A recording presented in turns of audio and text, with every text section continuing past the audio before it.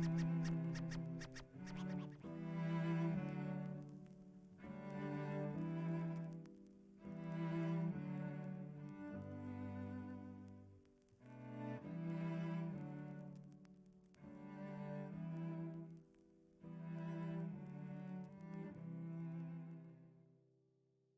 I see you a minute, please?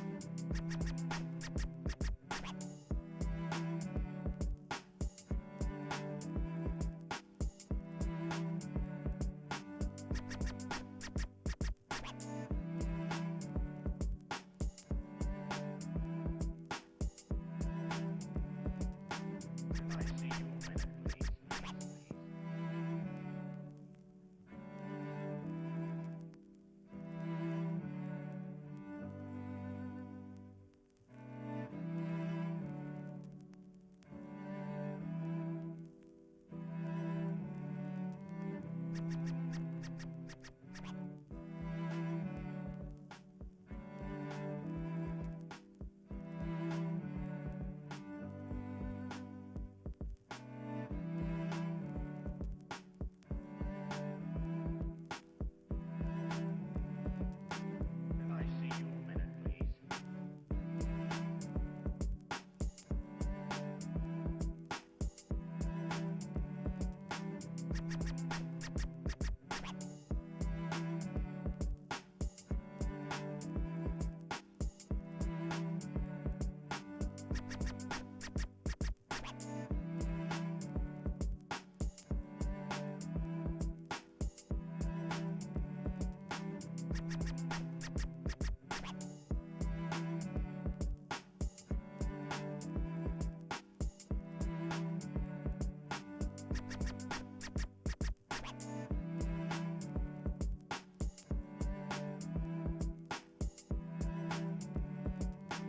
Can I see you a minute, please? Can I see you a minute, please?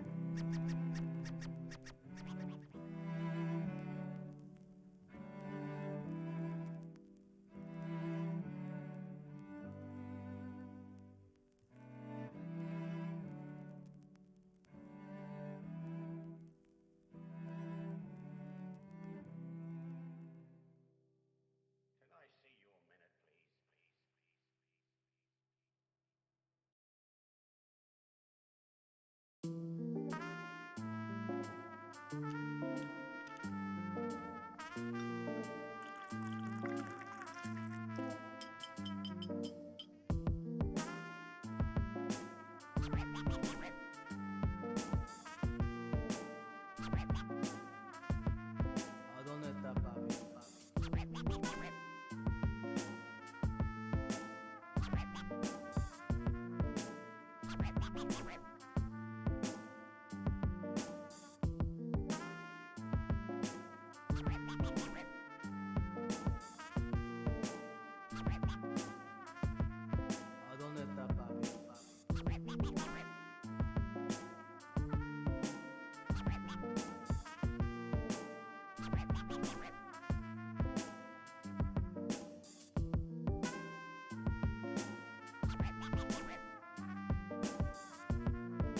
¿A dónde está papi?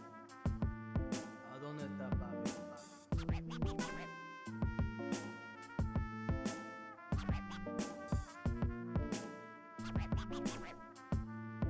¿A dónde está papi?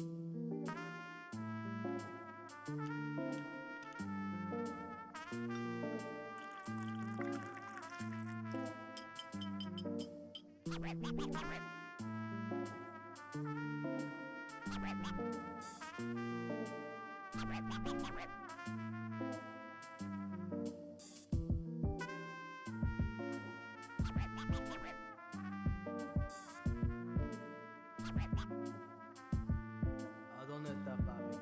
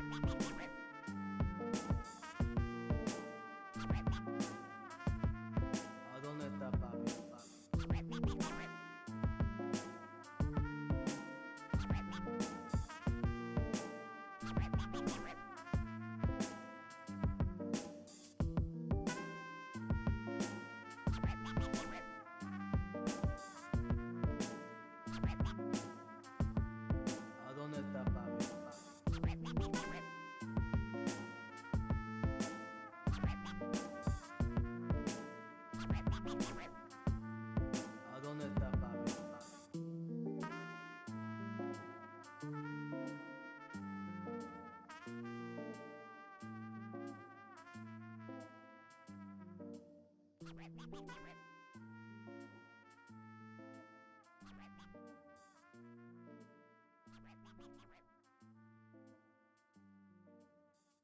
dónde está papi?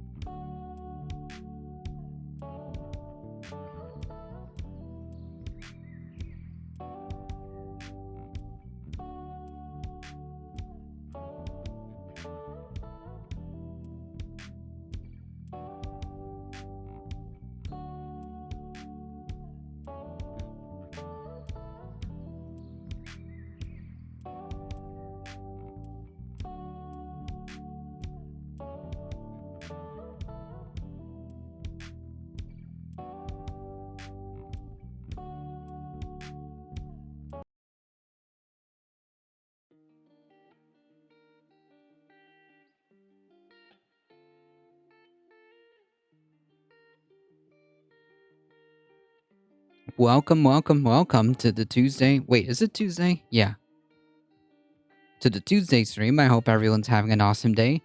Howdy, everybody. Michael Hassler, Cosmic Zeke, and Alio. How's it going, everybody? Sorry about that. I was stuck at work.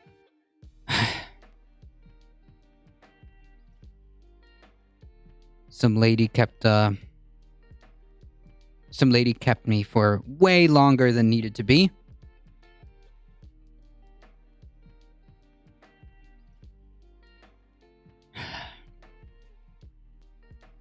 Gorby is gone. Who's Gorby?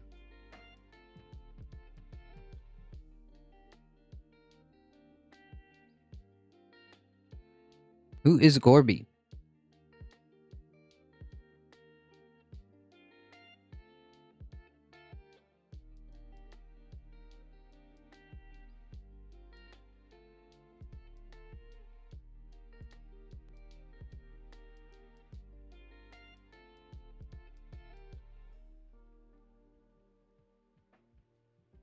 Oh, Gorbachev.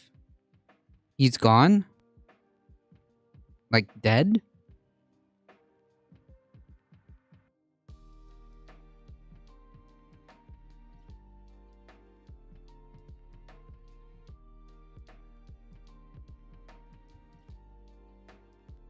I mean, he's pretty old.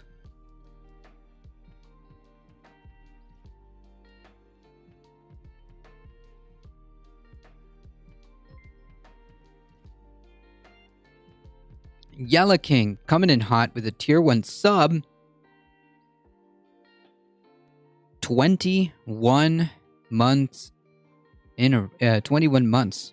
Wow, that's wild. 91 years. Wow. Well,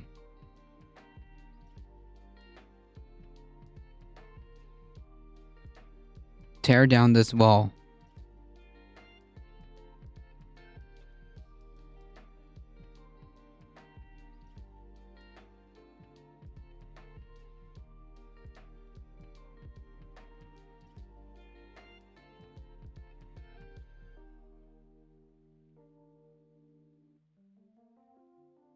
Okay. I guess he beat Ronnie at one thing. Yeah, well. Anywho, how's it going, Yellow King? Thank you so much for the support. I appreciate that. Thank you. We've got a few things to go over. I didn't even get a chance to cycle through my, through my stuff here.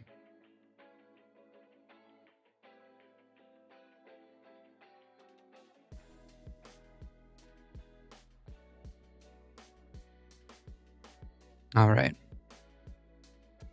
Yesterday was a bit of a long stream, so I think today's stream is probably going to be less.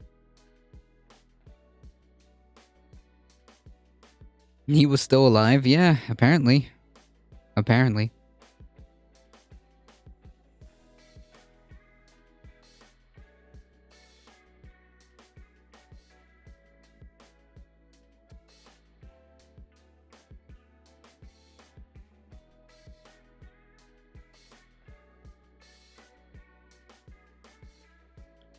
Apparently so.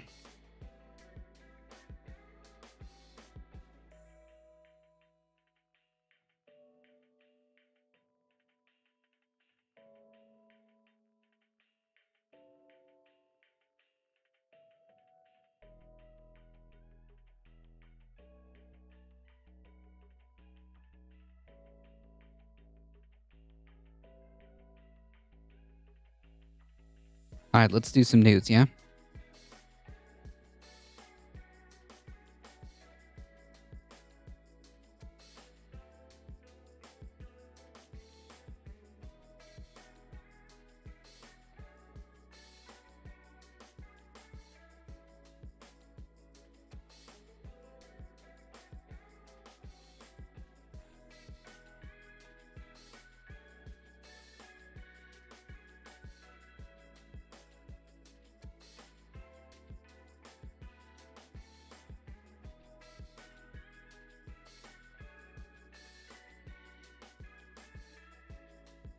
.45 is done. His party is here to stay. I remember it well. Oh, yeah. I said this before. I mean, it doesn't matter if Trump's in the picture or not. The damage is done.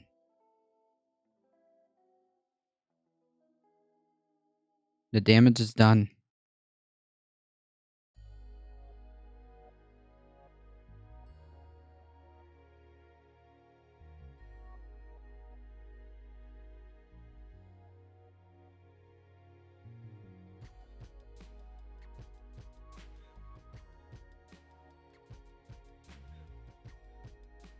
I'm already not liking it.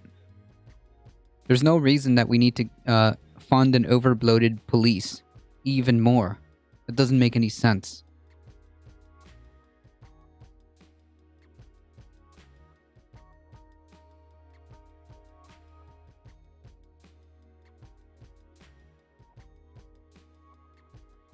Alright, we'll go over all of this. Hold on, folks. One thing at a time. Alright, let's start with this one. Conservative pundit Ann Coulter is predicting the end of Trump's hegemony in the GOP, saying that the former president is done. Yeah, but like it's irrelevant. Like these people are extremists. It's done. That the Rubicon has been crossed on that. It doesn't matter if he is in the picture or not. Coulter's comments came in an article published on the Times about the mounting tensions between Trump and Florida Governor DeSantis amid speculation of a potential showdown in the 2024 Republican presidential nomination. While DeSantis has so far sought to tamp down rumors that he's angling for a possible White House bid, his rise within the GOP and growing national profile have irked Trump, who sees the Florida governor as owing his political success to him. Trump has privately griped about DeSantis' refusal to publicly commit to foregoing a 2024 run if the president chooses to mount another bid for the White House.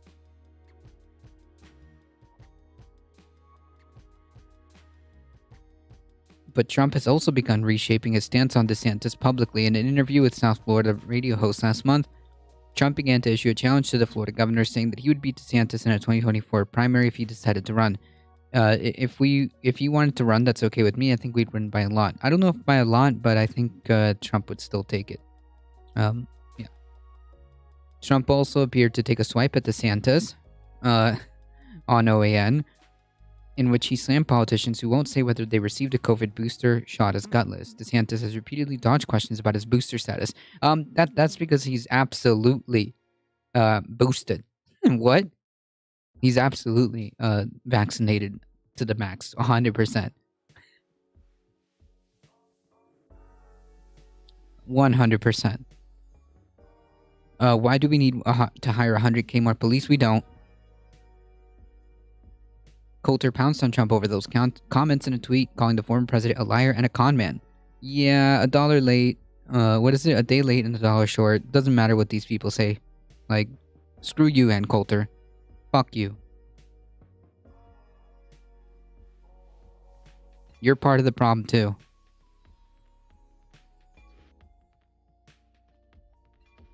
Anyways. So, President Biden did some type of, I guess, event or speech.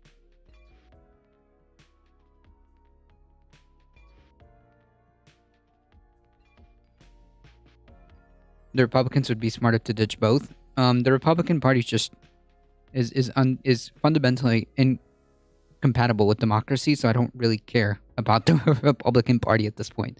I don't care. They're the same. The party is the same. The party's just as dangerous with or without Trump at this point. Coulter is also a grifter, true.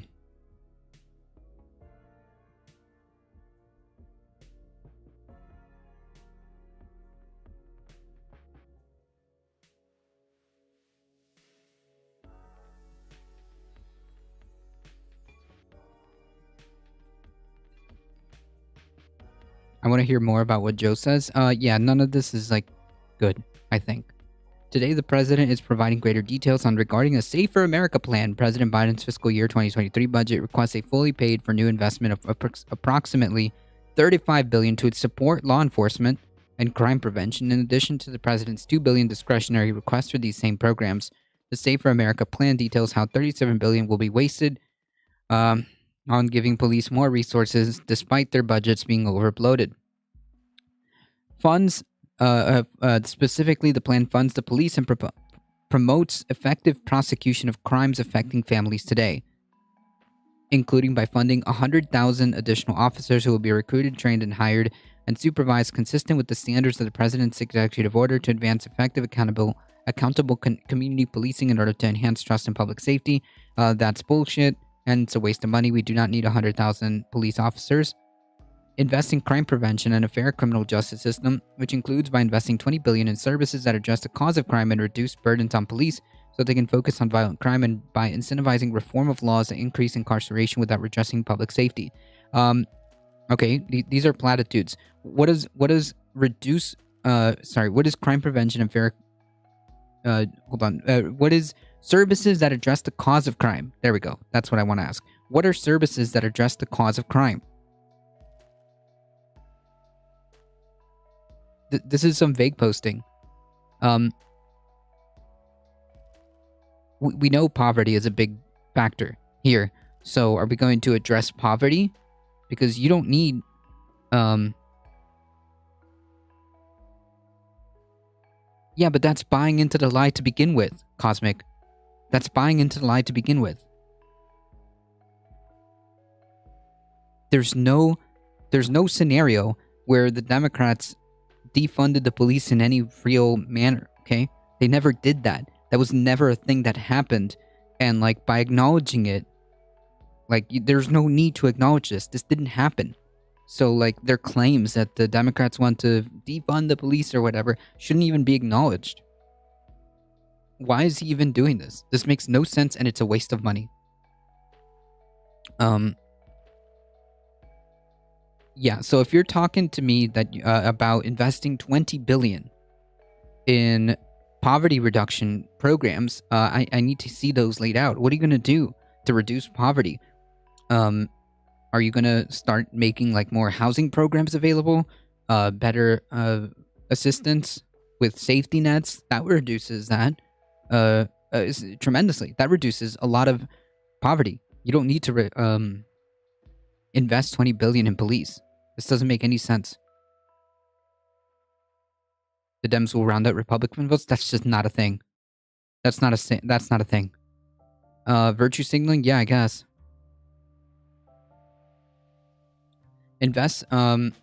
Take additional common sense steps on guns to keep dangerous firearms out of dangerous hands, including by calling Congress to require background checks for all gun sales and ban assault weapons and high-capacity magazines.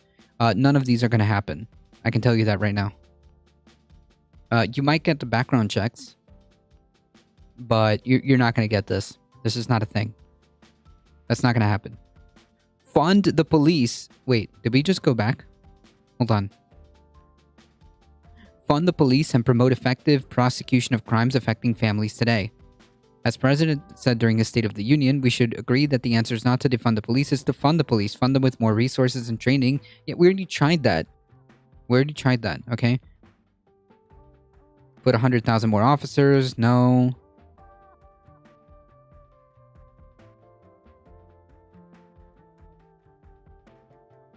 State, local, and tribal territorial officers with the high-quality training the president has already mandated.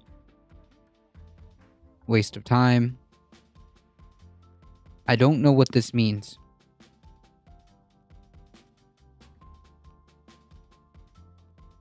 It will be a big W for Joe in the voters' eyes? I don't know.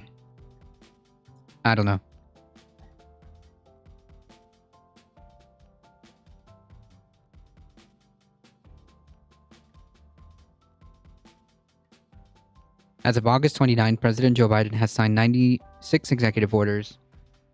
Great, but, I mean, out of all of them, which ones are useful, how good or how bad they were? I mean, you could sign 1,000 executive orders. I mean, it doesn't...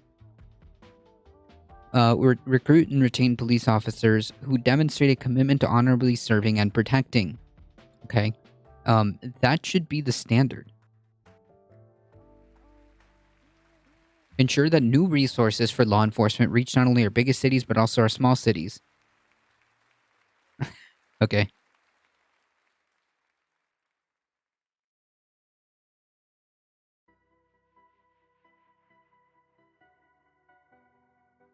You have to think about the disruption coming with the upcoming state of the economy.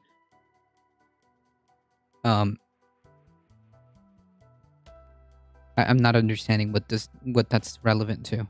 We have plenty of police. We have so overfunded.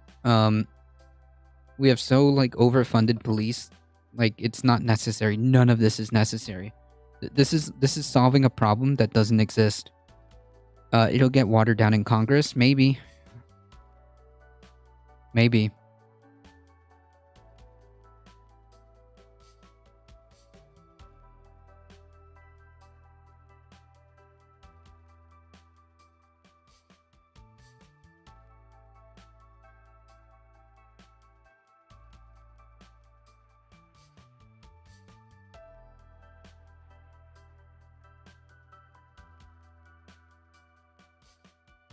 The only thing that seems interesting about this entire thing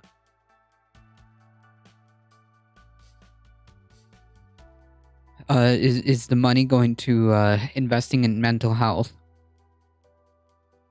But unfortunately, that's only a small sliver of it. Like, the one thing that is worth talking about is $15 billion over 10 years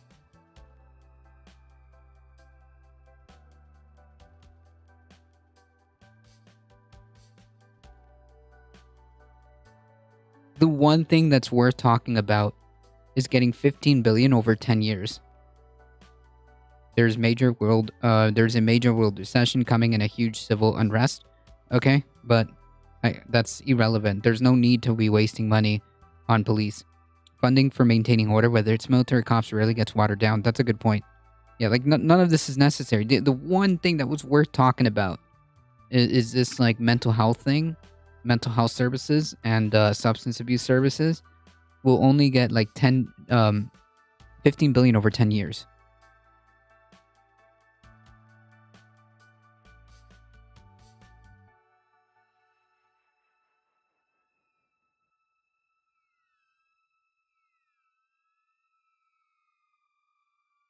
Provide housing and other supportive social services to individuals who are homeless, including those displaced due to victimization, and increase job training, employment, housing, and other stabilizing services and opportunities for people returning home from jail and or prison. Yeah, like again, this should have been like the bulk of it. Why is this like the smallest sliver of it?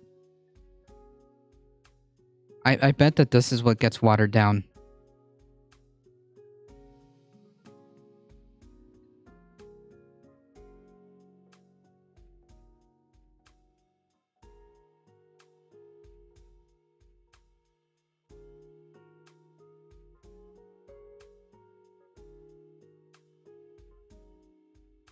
Joe Stein, how's it going?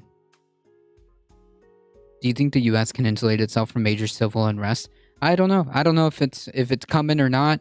I don't know what domino effects the rest of this is going to bring. But that doesn't excuse the waste. Okay, that doesn't. It's a waste. It's really a waste. If the U.S. wants to blow money on something, it should be blowing money on providing food, housing, education, and healthcare. That's where all the money should be going to.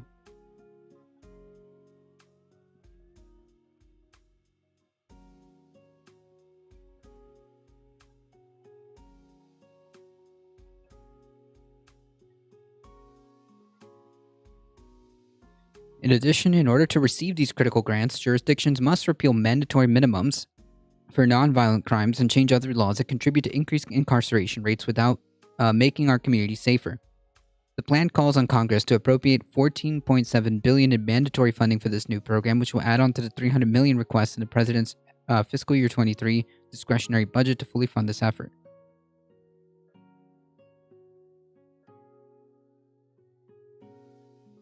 Expand community violence intervention with $5 billion over 10 years. The plan appropriates $5 billion to expand and build the capacity of focused deterrence, violence interruption, and hospital-based programs. I don't want to be a doomer, but you must have your head in the sand if you think starvation and shortage and breakdown of society is not coming. Even if it was, that doesn't justify boots. All right, that doesn't justify jack boots. But are you suggesting cops are somehow going to make it better? Right, that's what I'm saying. It doesn't justify jack boots.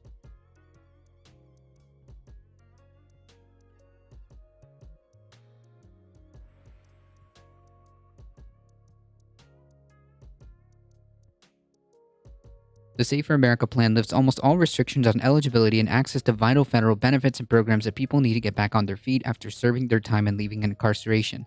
For example, federal law currently includes a lifetime ban on eligibility for SNAP and temporary assistance for needy families benefits for people with prior drug felonies. Can you imagine? I can't believe that this is like a thing that we do. Oh my god, this is so backwards. But nonetheless, this is good. Nonetheless, this is a good thing. This should have never been a problem to begin with. You wait till people start freezing to death and starving too. I have no idea what the relevance is between potential like civil unrest and the necessity for spending hundreds of billions of dollars for police. Like that's completely not the way to go.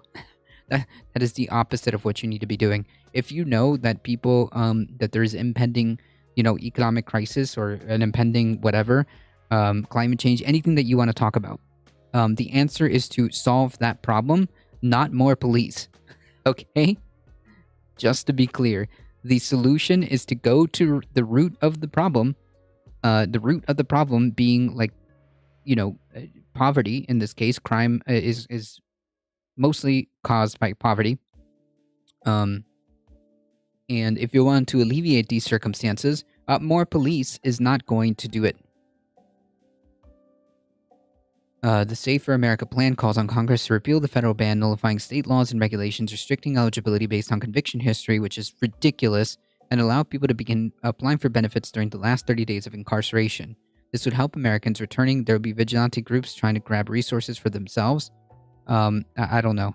Again, this doesn't justify cops. During the last 30 days, this would help Americans returning to make home ends meet for their families and increase public safety. According to a 2017 Harvard study, access to SNAP and TAMP benefits reduced the risk of incarceration by 10%. Yeah, no shit. If you provide tools and resources, recidivism, the rate of reincarceration is reduced. Yeah, no shit.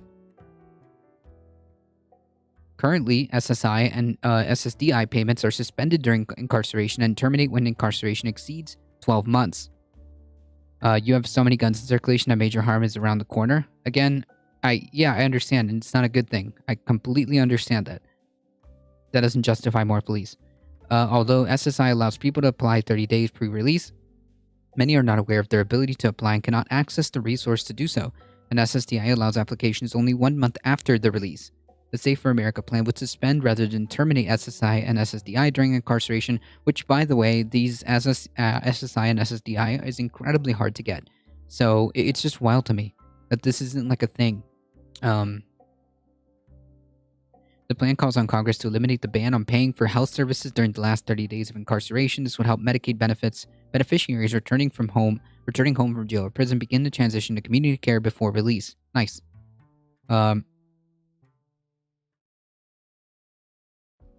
I don't know what common sense reforms are.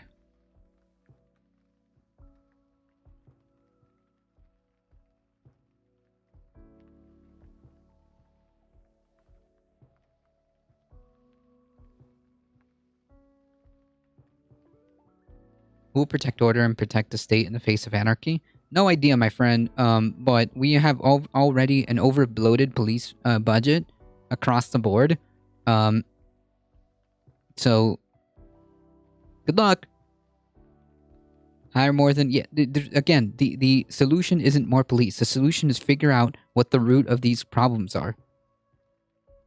If your issue is crime, then find the root of that. More police isn't the solution.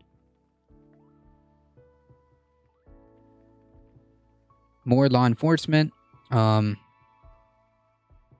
This is mostly garbage. The only thing that's worth talking about here is expanded access to social safety nets and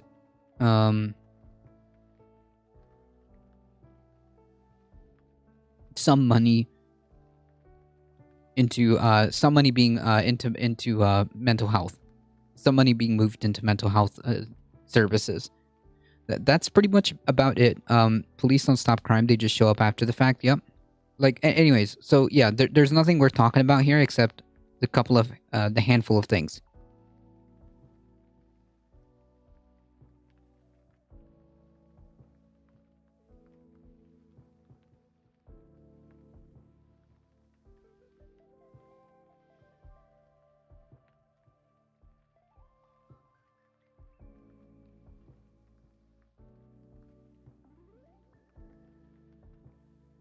In the UK, violent crime is going up as the recession is biting. Well, maybe you should do something about the policies that led you to that. Led you to that problem. More police isn't going to stop the recession. So, why would you think that that's the answer?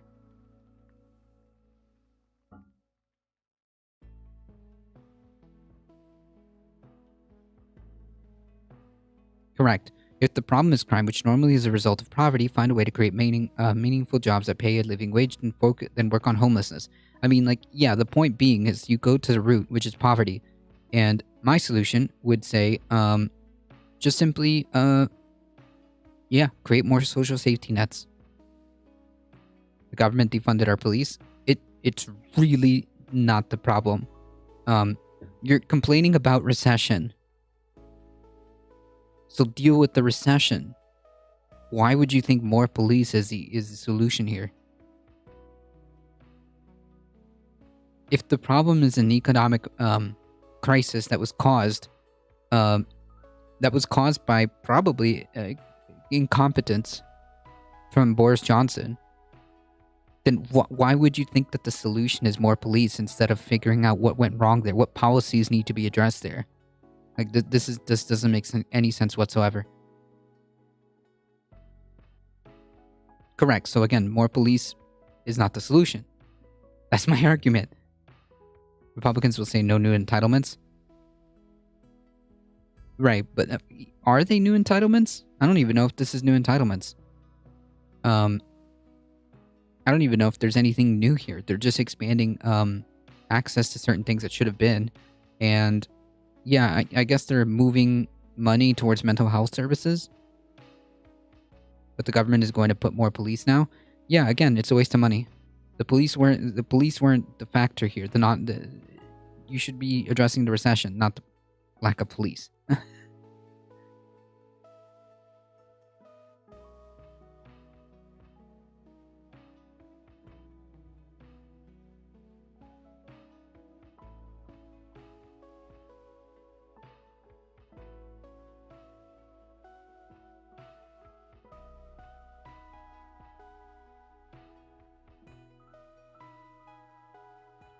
It looks like the problem in the UK is going to be energy bills when it gets cold. Yeah, which is a huge policy failure.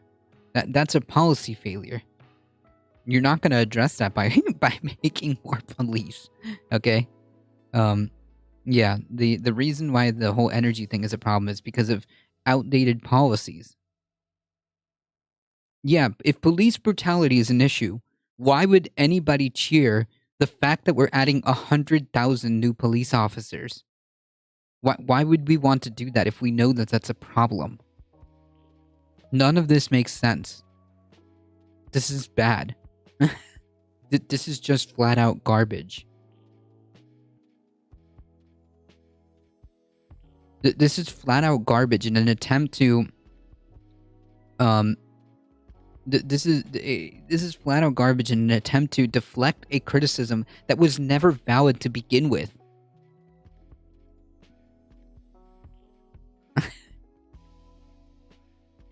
Like, if the goal here is to say, like, look, we're not anti-police, we never wanted to fund the police, that was never a valid criticism. It was never based in reality. Why are you even acknowledging it? Is there any money going to retraining police? No, I don't know. I think there is. There's a national database in there for bad cops, theoretically. Yeah, but then we know. They will want the police to protect the money and ruling class. So then you continue to make my argument as to why we don't need police. Thank you. One of the problems is that many people do not want to help others, i.e. the racist I did, so you should be able to make money, or they never wanted their taxes to go up. Yeah, like they're incoherent is what you're getting at, I think, Wolfclan. Yeah, so if your statement is they will want the police to protect money and the ruling class, more of a reason as to why we do not need this here in America anyways. To your question, I think there is some money going to retraining. Let me go up a bit here. But we know that that's bullshit. Like, do we need to go over that video of police training?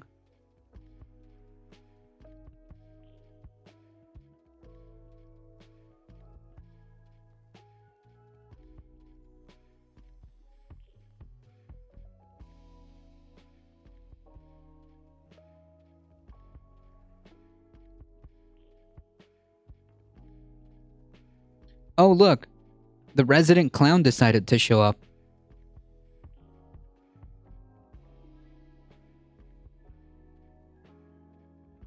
The resident jester decided to show up.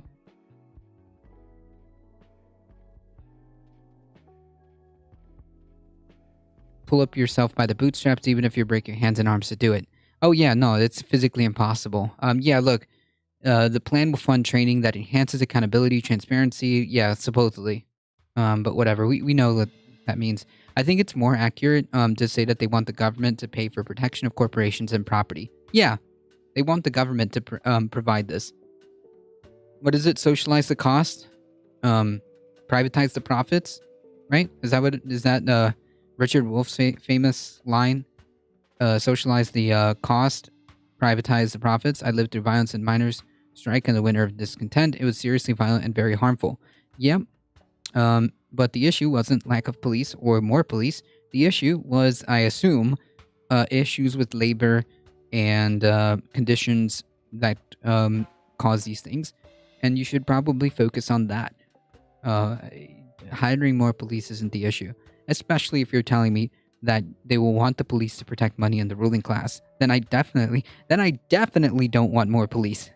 I want less police.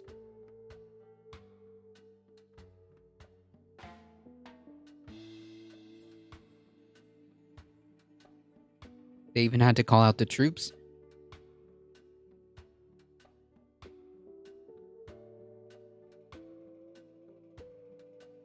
If you're in a situation where you need to call the troops, then you're past the whole police thing, right? So why are we adding more police? Like, again, not like all these scenarios still lead me to the conclusion that we do not need more police. We don't need to be wasting all this money. Yeah, this is garbage.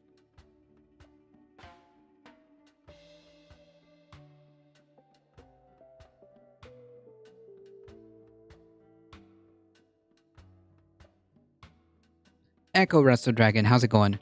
Yeah, we're going Banana Republic? I don't know. Maybe. I'll let you know in 5 years, okay?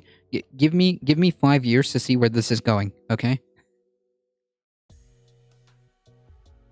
Give me 5 years to see where we're heading.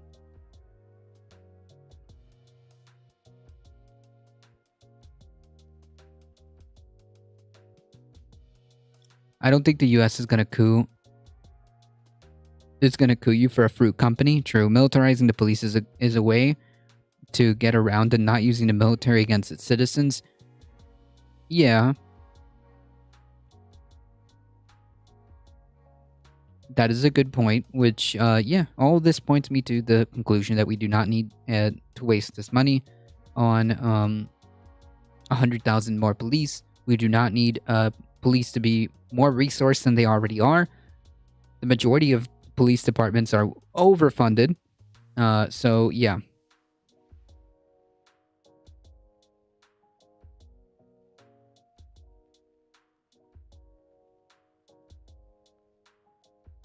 This won't take 5 years. The recession is due to last at least 2. Well, if like I said, give me 5, because if we do make it past these 2, and, depending on what happens, we could be looking at a different picture. I have no idea. It could be a lot worse. It could be a lot worse than we think, or it could be better. I have no idea. Who knows?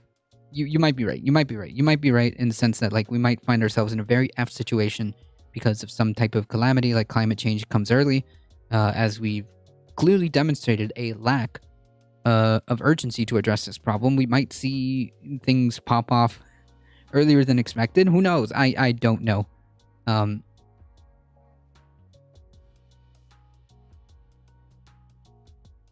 But nonetheless, my conclusion is still the same. We don't need more police. We don't need more police, and our police is already overfunded.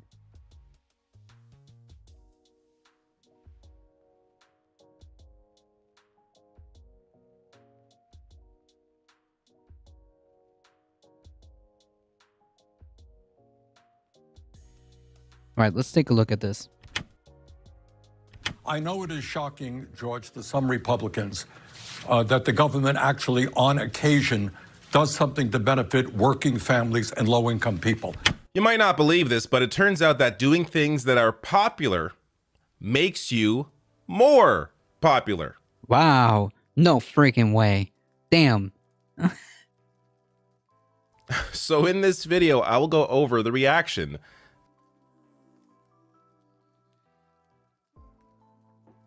But beg to disagree. We'll see. We will see. the data from Joe Biden's recent announcement to cancel some student debt. I will show you how Fox News has twisted this.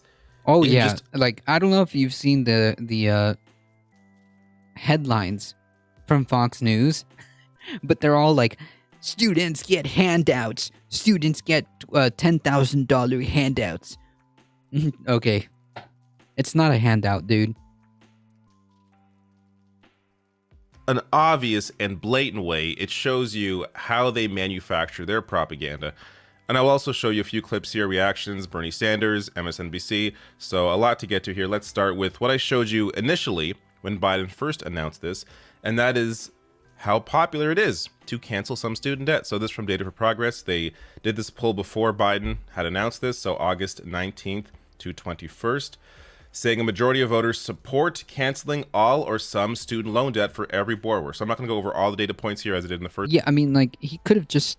Okay, so we know that clearly he had some type of authority to do that amount. I don't know. Maybe we should do more?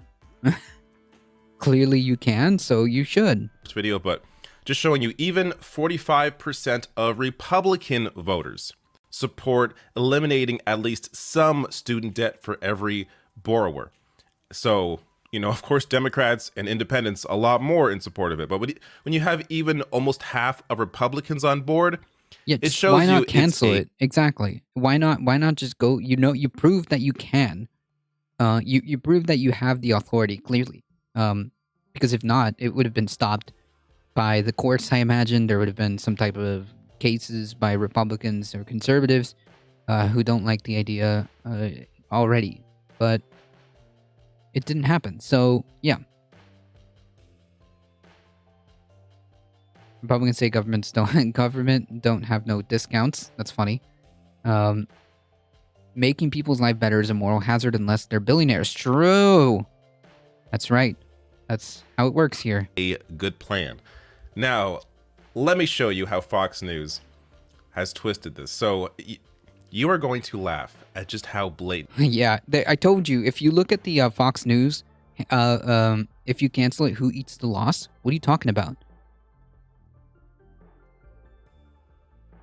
Hey, clown. What are you talking about?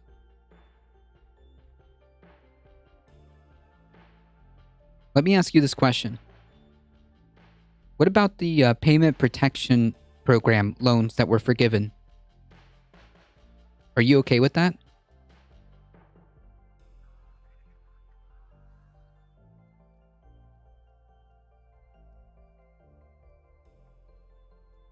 Are you okay with the payment protection program being forgiven?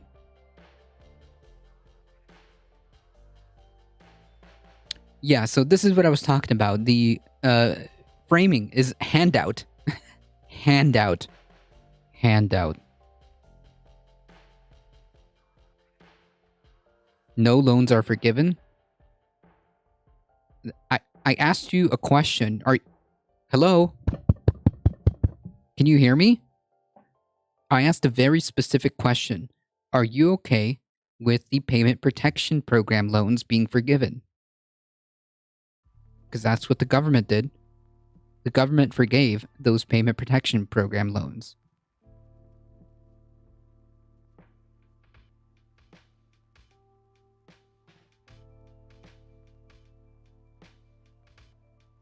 If you weren't aware or don't care, then just pretend. Then just pretend these student loans are like that, okay? How about that? There you go. Why the F were members of Congress getting PPP loans when they get paid, regardless? Yeah, well. Further businesses they own, of course. Of course. this is. So this is their headline from August 22nd, or sorry, 26th. Voters are split in support of Biden's $500 billion student loan handout. So there's a few things to go over here. Yeah, the thing that sticks out to me is handout. That's hilarious. I will get to Fox the split News. aspect, how split it really is. But look how they frame this. And by the way, all the videos, if you search up Fox News student loan, they all call it student loan handout. It's a directive from above, like this is how they're told to message this. Yet when they reported on Trump's tax cuts, 2 trillion tax cuts for the rich and massive corporations back in 2017, their headline here, Congress approves final tax reform bill, handing Trump year-end victory. So Yeah, hey, for the clown in chat, now I'm going to pay on someone else's student loans, forgiven. Hey, clown, you have absolutely no idea what we're talking about. You're going on about some other points that are irrelevant. So I'm just gonna ask you to play pretend like you did when the PPP loans were forgiven, okay? And just pretend it didn't happen, okay? Just like you ignored that. Just like you ignored Trump's goodies to large corporations that you didn't benefit either from. So just pretend, just like you did like that, okay?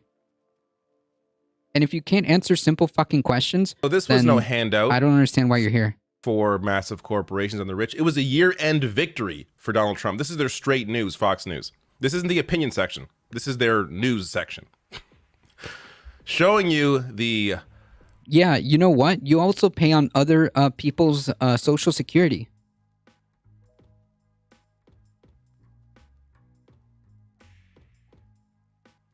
You also pay on other people's security. Hey, do you here's a quick question.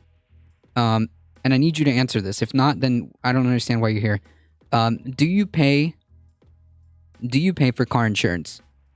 This is a simple yes or no question. For the clown in chat. Do you pay car insurance? Yes or no? Audio Jungle.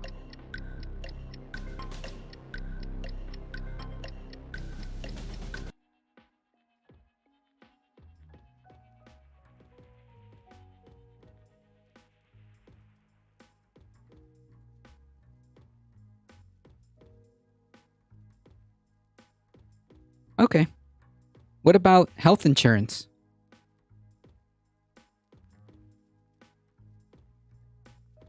What about health insurance?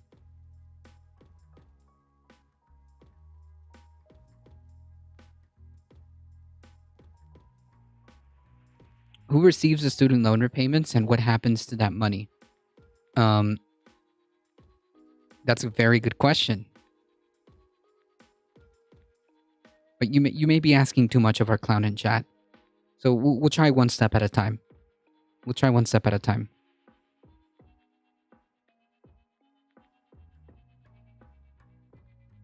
What? You go to the ER? So you have other people paying for your medical expenses? Damn, dude.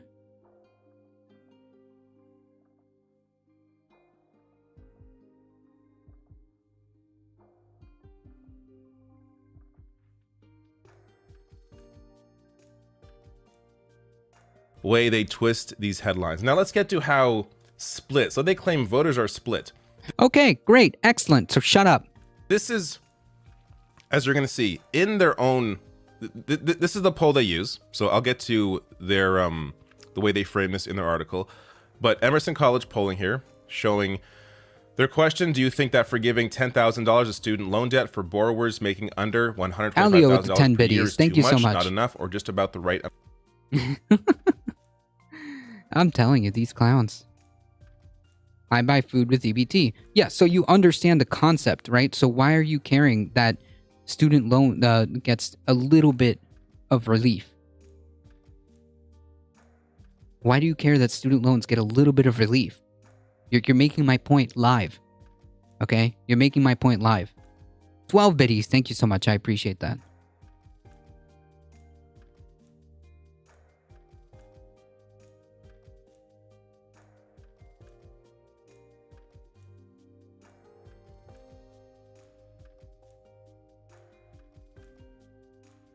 Amount of action.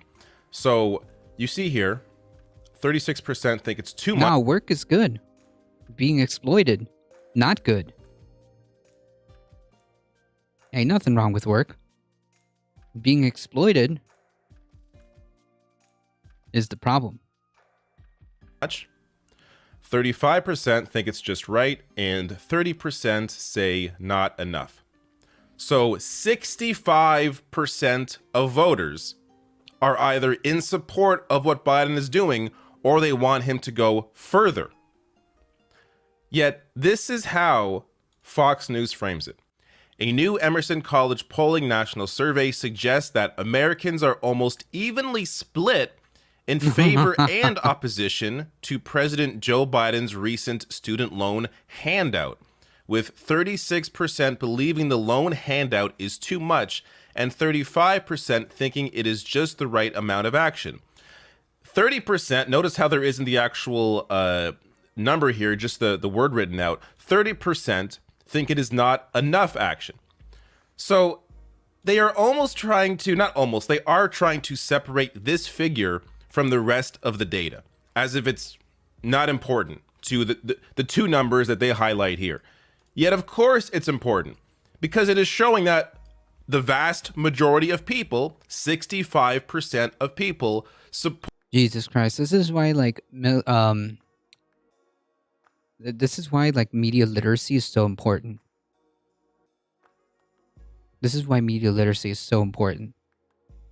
Why you really need to look at what articles are saying and how they're framing it, and more importantly, above all, where they're getting those sources. All of that is so important. Yeah, socialism is anything Fox doesn't like, correct? Support student debt cancellation.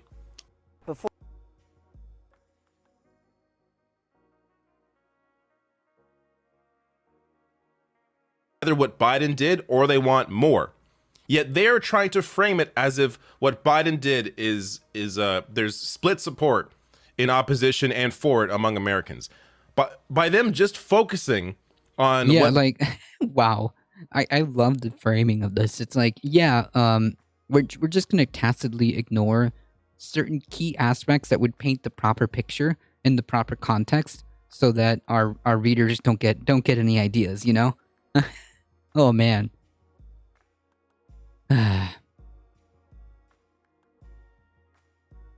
Chat Republicans say, with money, I do not need society. Yeah, well, wait, no. Why would you say that? If you have money, you would want society, because how else are you going to continue to have that money be worth anything?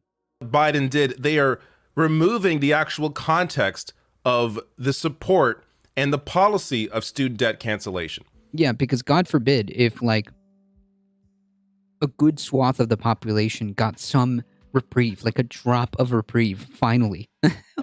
And mind you, that's not even a big deal, right? What Biden did with the 10K student debt relief and the 20K with the Pell Grants, that's not even that big of a deal, right? Sure, to some people that's great. To some people that's it, they're done. To other people that significantly lowered their balance, which is great. I think the most important aspects of what that program or policy did is reduce the discretionary income from 10% to 5% and extended the waiting period before payments start again till the end of December, so in January. Those would probably be even more significant than just the relief itself, because the predatory, the biggest part is the interest. The biggest part is the interest. Yeah, that's what kills. That's what makes these loans predatory.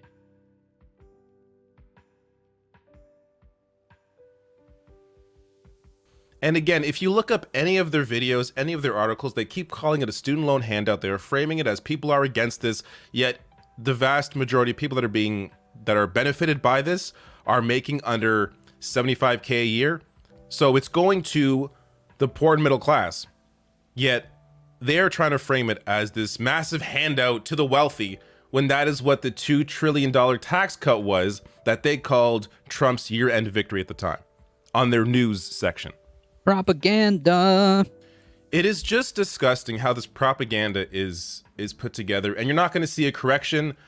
20 Twitter sometimes has those corrections that they put under. Oh yeah, there's no way in heck Fox News walks this back, or at least there's no way that you're going to get an honest framing from Fox News. What? No. There's no way you're going to get an honest framing from Fox News. Not going to happen. Not a thing.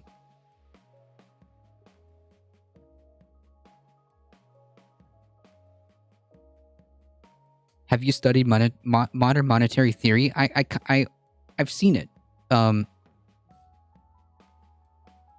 I've heard of it, but it doesn't quite 100% click with me. I don't know.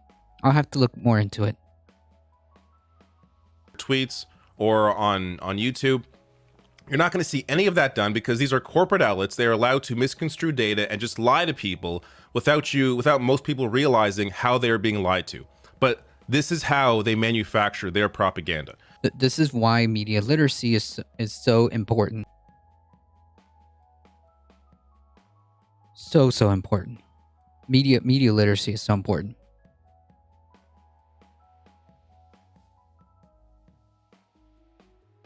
Stephanie Kelton's been on Majority Report a bunch of times over the years. Yep. Now, let me get to the reaction from Bernie Sanders here to this move by Joe Biden. You just heard Senator Blunt right there. He said this program is unfair. It's going to hurt the economy. Well, he's wrong. 60% of the benefits go to people who are on Pell Grants.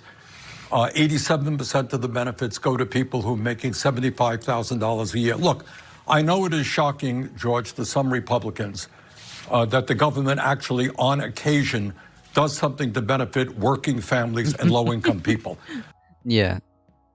This is why teaching critical thinking in elementary is so important. True.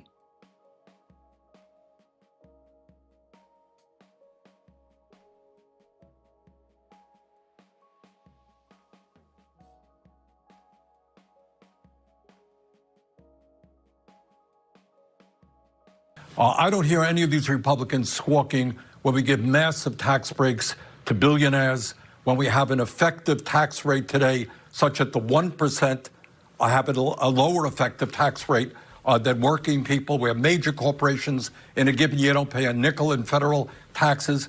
That's okay. But suddenly when we do something for working people, it is a terrible idea. I was in Boston last week and I was talking to nurses. And these nurses were telling me that they are working, in some cases, 2 jobs, outrageous hours, partly in order to pay for the student debts that they have accumulated. So in my view, the president did the right thing. And we have got to be really thinking about higher education in general.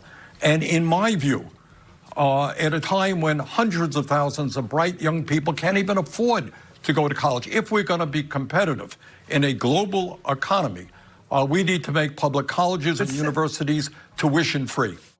All right, so in a minute here, I'm going to get to Biden's approval rating and how that has been impacted by the student loan debt cancellation. And I got a couple of clips from MSNBC as well. But first, Bernie brought up something that got me thinking.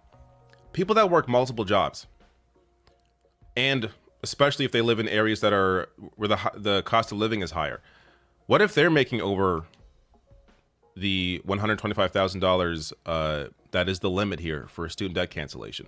Like there are people who are working their asses off, live in areas that are expensive to live just because of the location of where they are, and they probably aren't touched by any of the student debt cancellation, which again goes to the need to do a lot more and really should have matched the $2 trillion tax cut for the rich. There's about $2 trillion in student loan debt. Could have canceled all of it and matched that tax cut that the rich got back in 2017. But Bernie's point here as well to I got it, make higher Cosmic education Seeking. more affordable, or in his case, free. Obviously, a lot more can be done, and that's why you see in the polling people saying more should be done. Sure, Yeah, this exactly. is nice, but more should be done. But now let me get to Biden's approval rating. So I actually got 3 different polls here. So this first one was not touched, or was not this polling was done before the debt cancellation, but you see his approval rating ticking up here from 38 to 44 now in August. So this was done between August first and 125K is about 23rd. top 12%. Emerson College, Wow. the same poll. This was done after the student debt cancellation, up to now 42% from 40.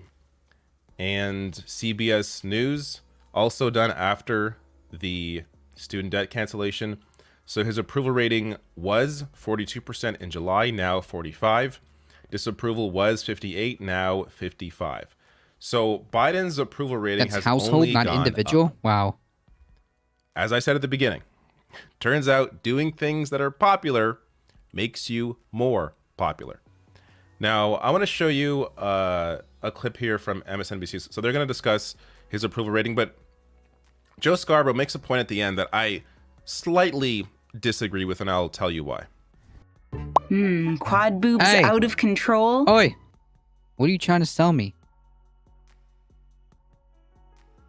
Poll, or if you take, for instance, the Gallup poll, and you go back 50 years, Boobs. stay with me, Boba. here. You go back a half century, Joe Biden's numbers are actually higher than all of his predecessors at this point, are the same, other than George H.W. Bush after the Gulf War and George W. Bush after 9/11. So let me just say that again.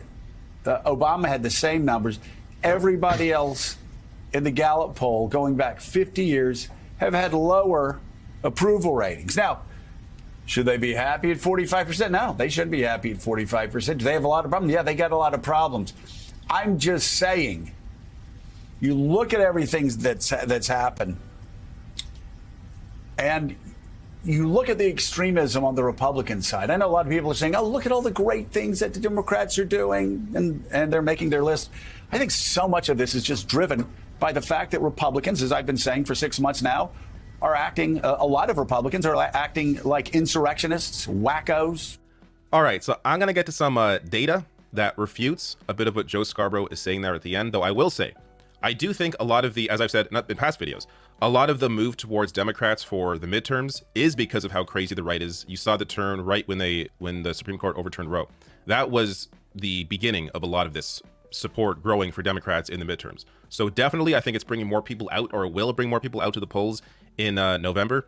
But on the issue of Biden's approval rating specifically, I don't think his uptick in support is because of that.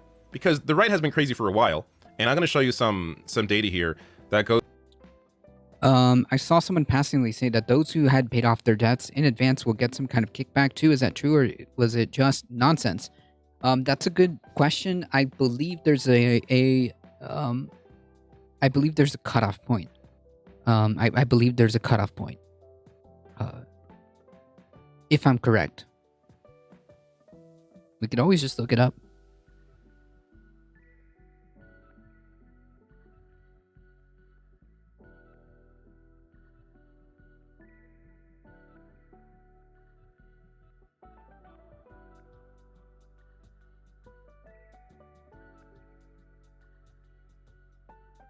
Oh, I see. Okay, so for the most part, folks who already paid off their loans would not receive any retroactive reimbursement. However, individuals who paid their loans during the pandemic prompted moratorium, which started on March 13th of 2020 and is still going on, can get a refund.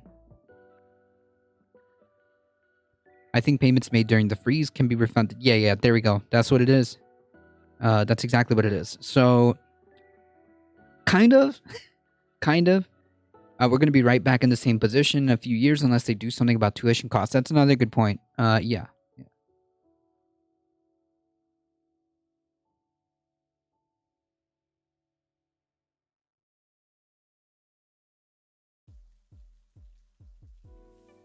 Goes to showing that actually the student debt forgiveness is a big piece as to why Biden support is growing. So this from John Della Volpe. This is from the CBS News poll I showed you earlier. This is more data from it. Seems like Gen Z and millennial voters like it when POTUS delivers on campaign promises. CBS News poll tracker pre and post. I disagree with that. The campaign promise was across the board. Not this. The politics the Politics Guy podcast had quite an interesting chat about this today, and I was listening to, worthwhile throwing on if you ever get a chance. More of a focus on long-term impact on education, finance, and executive aggrandizement. It was actually the Friday episode, not today. Gotcha.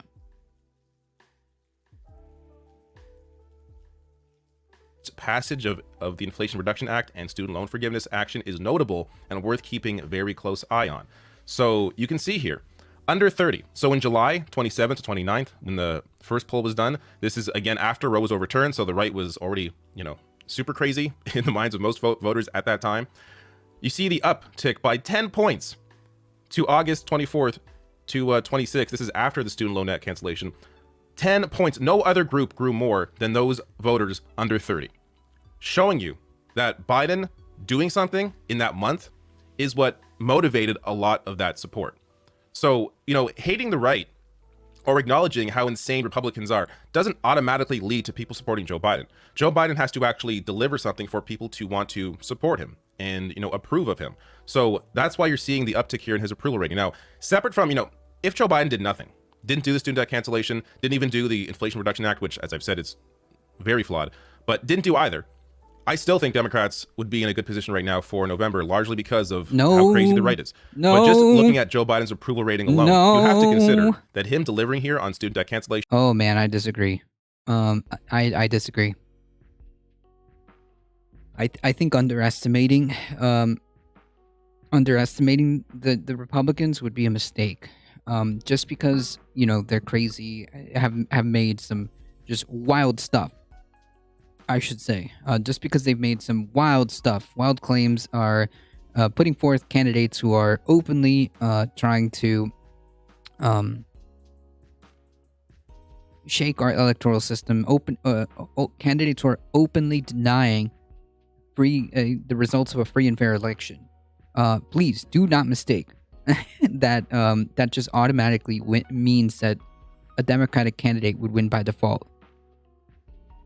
That would be a mistake.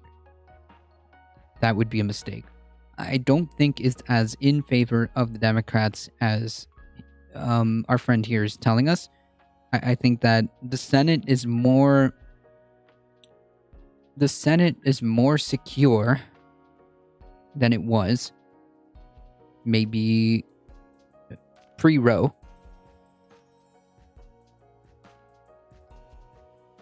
Pre-Roe, the Senate did not look good. Post-Roe, the Senate looks a little bit more secure. A little bit, but not 100%. And the House is a toss-up leaning towards Republicans. The Walker is up in Georgia, case in point. Yeah, exactly. That's what I'm saying. Like, you cannot underestimate.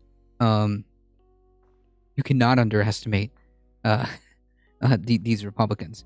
The Dems were set to get washed a few months ago. Yep, I agree with you. I think the Dems will have to up their game even to stay where they are today. Yeah, I mean, like, the game plan would be, upping their game would be just to deliver and keep doing good policies, right?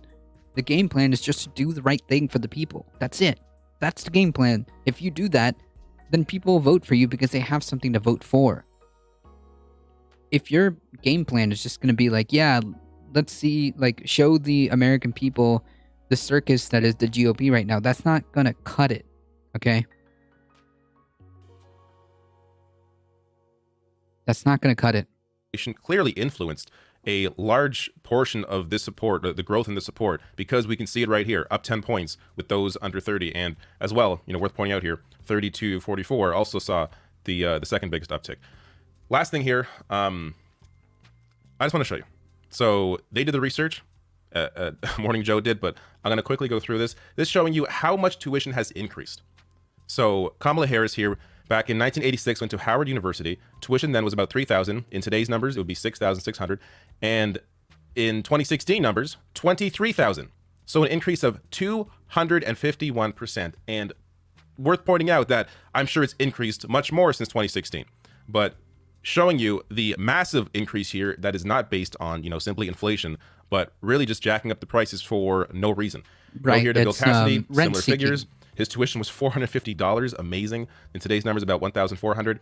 Now it's $9,300, an uptick of 526%. Rand Paul was $2,000. In today's numbers, $6,000. an increase of 441%. So in 2016 numbers, 36,000. Nice. Vote for me. Do you see how bad the other guy is? Yeah, exactly. That's just not going to cut it anymore, folks. Dems must stop selling boogeymen and deliver results. I mean, I agree with delivering results, yes. Insane. Joe Manchin, tuition for him was $232. Can you imagine? In today's numbers, 1,400. Now an increase of 457%. I think we got a couple more here, or maybe the last one. Mike Rounds' tuition was $698. Today's numbers, 2,700. An increase of 359%. Another big increase. And the last one here, Blumenthal, tuition for him was $2,900 in 1973. In today's numbers, 15,600. And then 2016, 49,000. An increase of 216%. That's wild. This, nobody can possibly defend this. So if there is any criticism of what Joe Biden did with student debt cancellation, the only legitimate, rational criticism you can possibly have is that it did not go far enough. It didn't deal with the current costs of how crazy expensive higher education is. Yeah. Yeah, I agree with that 100%. 100%. I agree.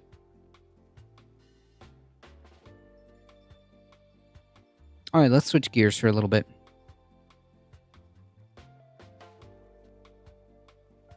California lawmakers approve landmark fast food worker bill. California lawmakers on Monday approved a nation-leading measure that would give more than 500,000 fast food workers more power and protections over the objection of restaurant owners who warned it could drive up consumer costs. Yeah, get fucked. The bill would create a new 10-member fast food council with equal number of worker delegates and employer representatives, along with 2 state officials empowered to set minimum standards for wages, hours, and working conditions in California. Nice. A late amendment would cap any minimum wage increase for fast food workers at chains with more than 100 restaurants at $22 an hour next year compared to the statewide minimum of $15. Wow, nice. That's a little something. With the cost of living increases after. Yeah, that's super important because, like, having some type of minimum wage, which is supposed to be the minimum amount you need to live. In other words, you need to be able to afford all kinds of cost of living. That's the point. And it must, increase with obvious as cost of living increases. So should your wages. That's the whole point. Quote, we made history today, said Service Employees International Union President Mary Kay Henry, calling it a watershed moment. Nice. This legislation is a huge step forward for workers in California and all across the country, as she advocates offered it she said as advocates offered it as a model for other states. Nice. The Senate approved this measure on a 12-21 vote over bipartisan opposition. Hours later, the Assembly sent it to Governor Newsom on a final 41-16 vote. Both chambers acted with no votes to spare. Nice.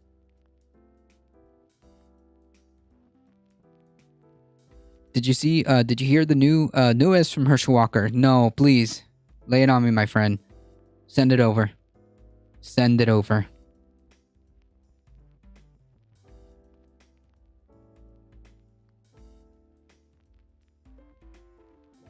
Debate split along party lines with Republicans opposed, although 3 Dems voted against the measure and several did not vote.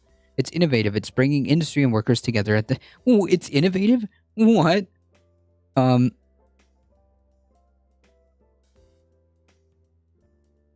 Innovative?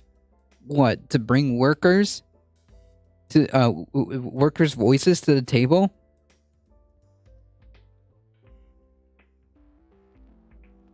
I'm pretty sure we've had, like, the concept of socialism for quite a while. This isn't, like, innovative, okay?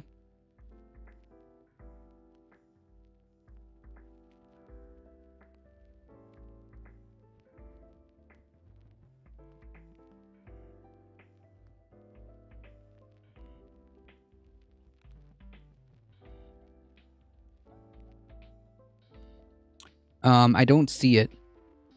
Non-binary superpowers. I don't see it. She called it a very well-balanced method of addressing both employers of franchises as well as the workers. BBC News, Shamanama, spy for Canada, smuggled schoolgirl to Syria. Yikes.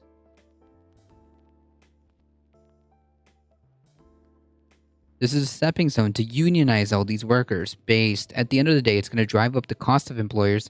I can't PM you on it. That's weird. Well, we can just Google this.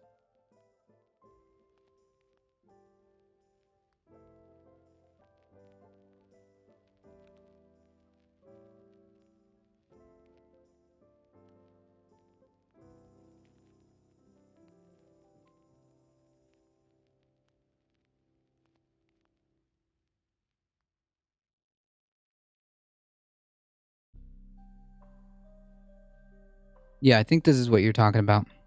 Here we go.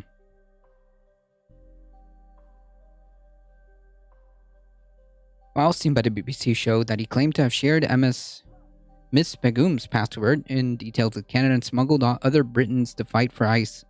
Miss Begum's lawyers are challenging the removal of her citizenship, arguing that she was a trafficking victim. Miss Begum was 15 when she and other East London schoolgirls, Khadisa Sultana and 15-year-old Amir Abbas, traveled to Syria to join this terrorist group in 2015.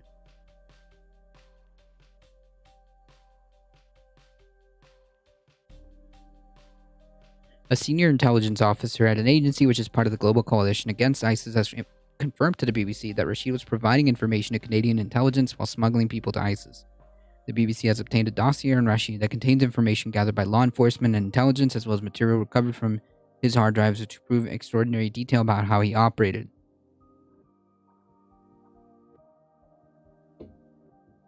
So this dude was just like smuggling people.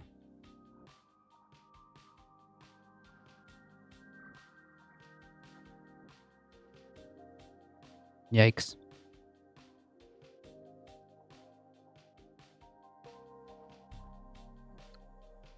Yikes.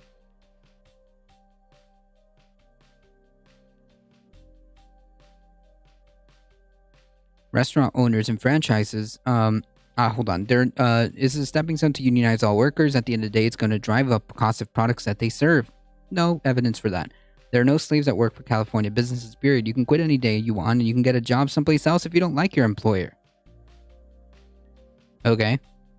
Restaurant owners and franchisors cited an analysis they commissioned by the UC Riverside Center for Economic Forecast and Development, saying that the legislator would increase consumer costs. Yeah. By an analysis that you yourself commissioned. No shit. Okay. Governor Newsom's administration also fears that the measures would create a fragmented regulatory and legal environment. The debate has drawn attention nationwide, including on Capitol Hill, where U.S. Democratic Representative Ro Khanna has expressed hope it will trigger similar effects elsewhere. I mean, you're in the legislature, my dude. One of the most significant pieces of employment legislation passed in a generation, said Columbia labor law expert Kate Andreas. Said she called it a huge step forward for some of the most vulnerable workers in the country, giving them a collective voice in their working conditions. The bill grew out of a union movement to boost minimum wage, and Andreas said it would work in conjunction with traditional union organizing to give more workers a voice in their working conditions. Based. International Franchise Association President CEO Matthew Haller countered that the legislation is a discriminatory measure aimed to target the franchise business model to bolster union ranks. Yeah, and that's a good thing. That's a good thing. Union organizations representing Asian, Black, and LGBTQ businesses sent a letter to senators Monday arguing that the measure would harm minority owners and workers.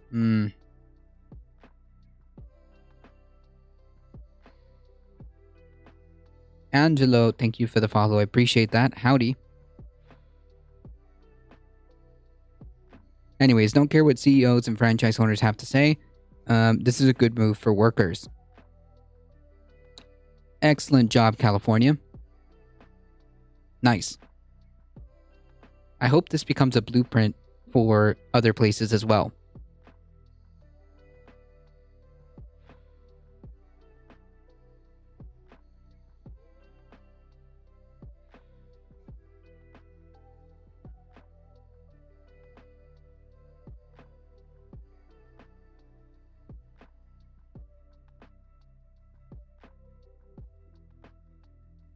Excellent.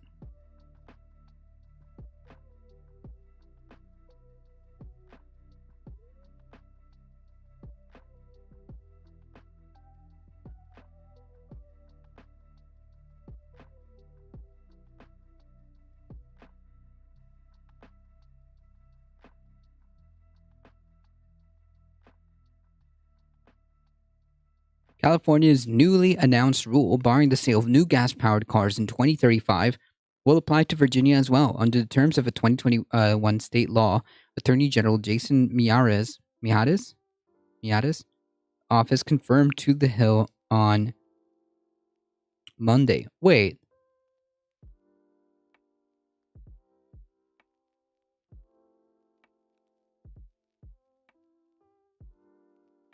Hold on.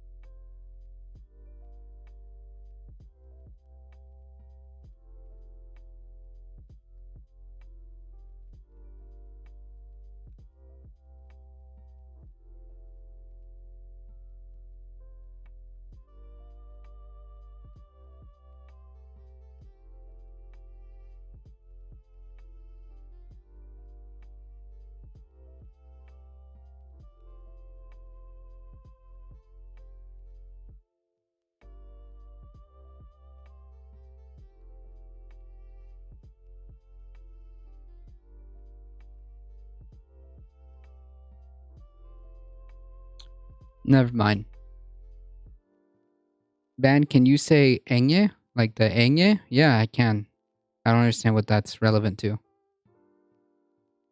Under the terms of the 2021 state law, in 2021, the State General Assembly, where Democrats then held majorities in both chambers, passed a law requiring the state to adopt the same automobile standards as those adopted by California Air Resource Board, or CARB. Although Dems lost their majority in the state, their efforts to repeal the legislation in this year's session were unsuccessful. Nice.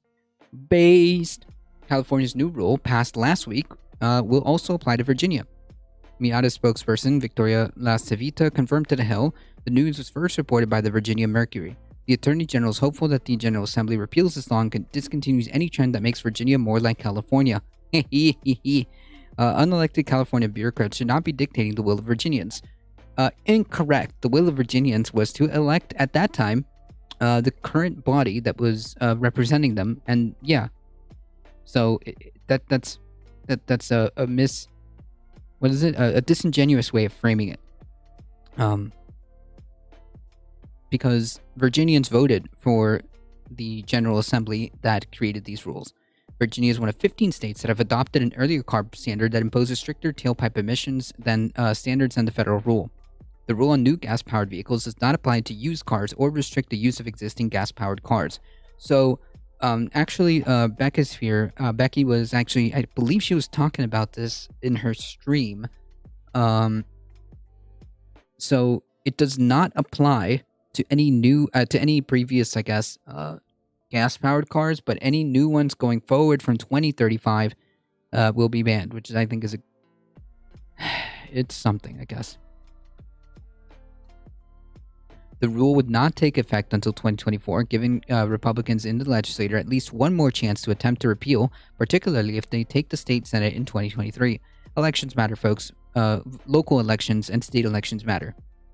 Governor Youngkin has vowed to prevent the rule from taking effect in Virginia, saying in a statement that I'm already at work to prevent this ridiculous edict from being forced on Virginians. Although Democrats retain a single vote edge on the Senate, Senator Joe Morrissey has been known to buck his colleagues on votes.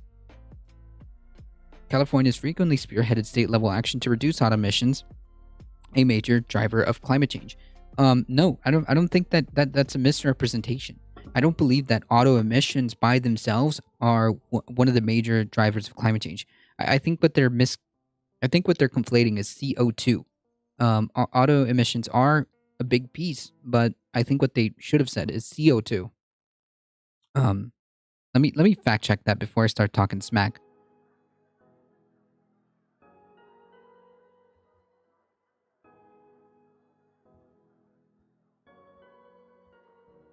Before I fall,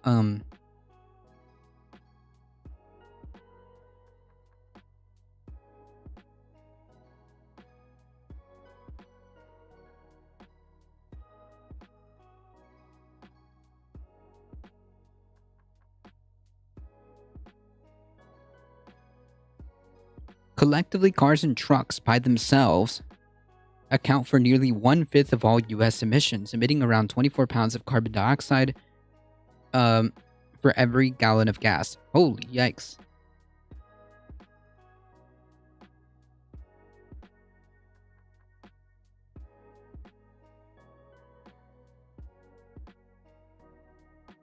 Okay, yep, they're a huge problem. Never mind. For some reason, I had underestimated the effect of cars in comparison to like the fossil fuel industry that does a whole bunch of other maybe I'm confusing the amount of emissions from transportation like trucks, aviation and shipping, which are smaller, versus like passenger cars, which have passenger cars have about twice as much of CO2 emissions than medium and heavy trucks. That is wild. Oh, I'm sorry. Hold on. Here. Passenger cars have almost twice the amount than even medium and heavy trucks. Maybe I'm thinking like that the transportation isn't as big of a deal in comparison. But yeah, I think I dropped the ball on that one.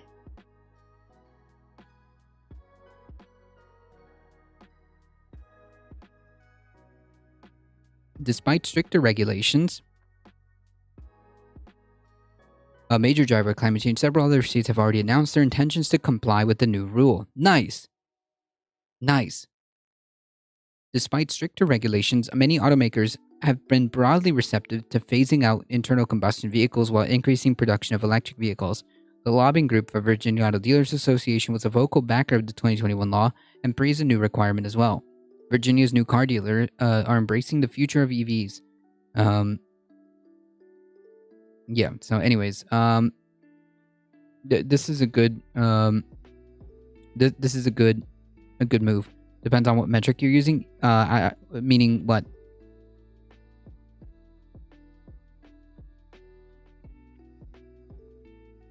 Maybe per ton of people, per ton or people clarity / carbon emissions. Yeah, I think that the thing that I was looking at was their share of CO2 emissions. Yeah, this makes sense now that I'm looking at it.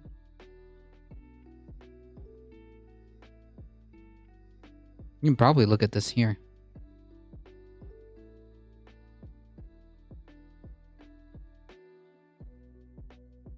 This is 2020. Passenger cars make a huge dent on that. The global transportation sector is a major polluter. In 2020, approximately 7.3 billion metric tons of carbon dioxide. Passenger cars was the largest source of emissions that year. Yeah.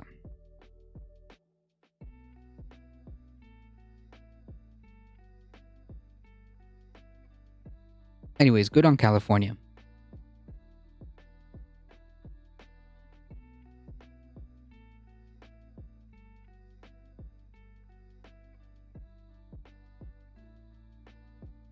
Before we continue on this,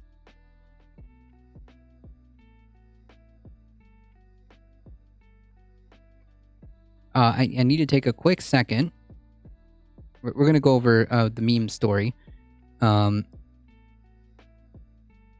me take a quick second to show for myself, folks. If you enjoy the content, don't forget to hit the follow button. You get 5 free emotes, including Bakita the cat. You can't beat that. 5 free emotes. And if you hit exclamation YT,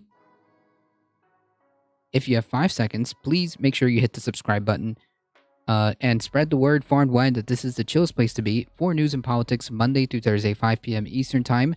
Join us on Sundays for Sunday Fun Days, usually about noon Eastern Time. If you guys want to keep up with the channel, hit exclamation Discord and join the Discord. You get all kind of cool stuff there, all kind of updates, I should say. So yeah, spread the word far and wide. Bring a friend. I appreciate all the support. I appreciate all the follows. Appreciate all the biddies. Everything that you guys have done means a lot to me and keeps this channel growing. I appreciate that. Thank you for the subs, the biddies, all that awesome stuff. Appreciate it. All right, let's do some memes, yeah? Herschel Walker, known atmospheric scientist, known climate scientist, and now military expert. This guy is just a complete package, isn't he? This guy's a complete package. He's an atmospheric scientist who very intuitively explained to us how good and bad air work. Phenomenal stuff. I can tell you, phenomenal stuff. And then as a climate scientist, explained to us why we don't need more trees and why we have enough trees. I mean, just some brilliant stuff. And now we're gonna get military strategist Herschel Walker. Excellent stuff. We gotta defend our military. They're bringing wokeness in our military. Say, well, wokeness making people killed. I can promise you this: China, Iran, and Russia not talking about how you identify. Military expert Herschel Walker, everybody. Military strategist. They're talking about being a superpower. And the way we can become a superpower again is by coming together. Because as Pharaoh said, when I wanted to keep my slaves in order, I kept them fighting among each other. But when they came together, something got to move. Let's move and get these people out of the office and put the right people in, and that is Herschel Walker. God bless you guys. What? Pharaoh said, when I wanted to keep my slaves in order, being a superpower. And the way we can become a superpower again is by coming together. Wait, I'm sorry. I gotta listen to that again. Well, wokeness making people killed. I can promise you this: China, Iran, and China. Did he try to do a Trump there? China. First of all, yeah, of course he's a Republican. 100%. Of course. Who else would be making like asinine comments like this? Of course. So first of all, wokeness in the military? No, I don't believe that that's like the primary thing that's going on here. Russia not talking about how you identify. They're talking about being a superpower. And the way we can become a superpower again is by coming together. Wait, and the way we can become a superpower again is by coming together. In other words, you need to focus and have people cooperating, right? The purpose of diversity, training and like just having diversity as like a thing, is to bring people together, is to expose one another to different kinds of people, to different kinds of culture. Because as Pharaoh said, when I wanted to keep my slaves in order, I kept them fighting among each other. But when they came together, something got to move. So here, 5 seconds later, in a in the same breath, he then says like,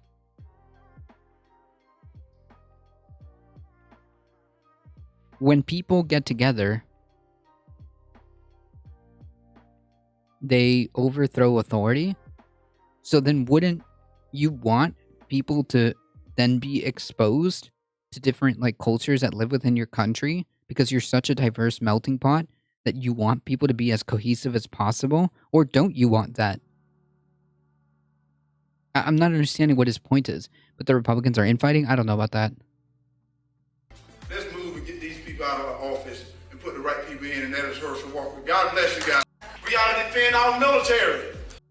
So the way you become a superpower is by working together, but by working together you overthrow. I don't know what his point is. I don't even know if that quote is even like legitimately remotely close.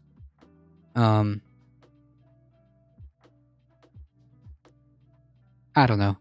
Yeah, it's a word salad. Yeah, I tried to make sense. Okay, listen, I tried. A for effort. Okay, do I get an A for effort for trying to make it into something coherent?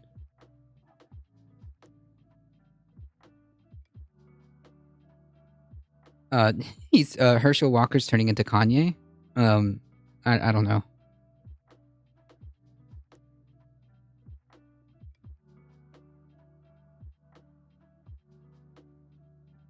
Everything he speaks is word salad. Yeah, yeah. It's a point if he's talking about teamwork. I guess.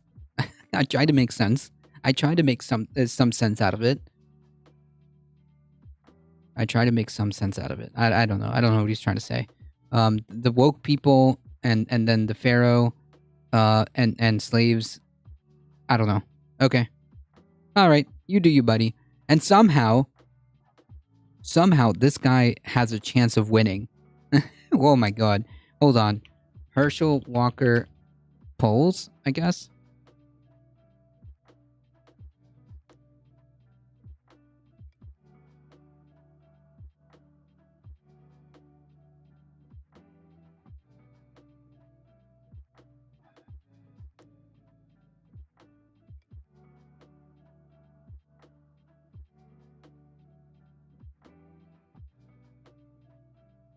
Herschel Walker currently holds a 2-point lead in the race against incumbent Senator Raphael Warnock for a seat in the upper chamber, the Senate. This was released on Tuesday. Today, actually. Yeah, I think actually somebody made a comment about that.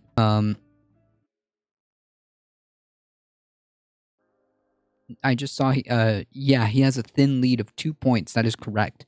2 points. And, I mean, that's within the margin of error, but that's way too close. Yeah, that is terrifyingly close. If anything, that is a verdict on Warnock here that we're really this is where it is right now. I mean, let's go, people. How embarrassing would it be to lose to somebody like Herschel Walker? Let's go. Let's get it done. Yeah, woke is people is just people who are not Republicans. Woke doesn't mean anything half the time. Like half the time, I people say like things are woke, things are not. I don't know. It just means whatever is whatever things that I do not like. Whatever things I don't like are just woke. Yeah, that's basically how it is. Yeah, 2 points. Well within the margin of error, so it's way too close. Terrifyingly close. No, this shouldn't be happening. It is unreal. Unreal that, like, Herschel Walker has even this close of a chance.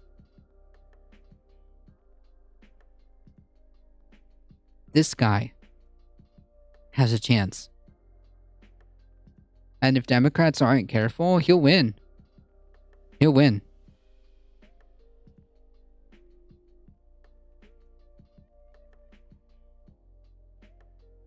Who did Herschel best in the primary that was so bad? No clue.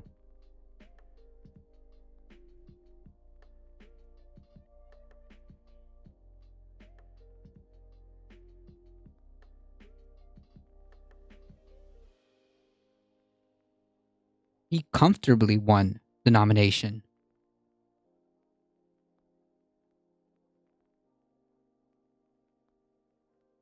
He won against Georgia Agricultural Commissioner Gary Black, military veteran Latham Sadler. Let me see.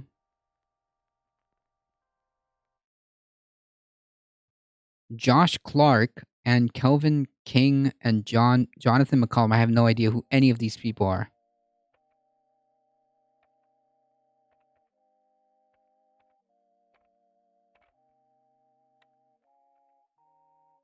Emerson has Perdue and Loeffler both up going into the 2020 runoffs. Had Perdue and Loeffler going up in the 2020 runoffs.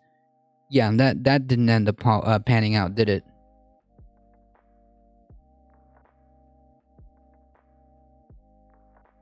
They have had to be better than this guy. Who knows? I don't know. But he got Trump's endorsement, so I guess that's all these people need, right?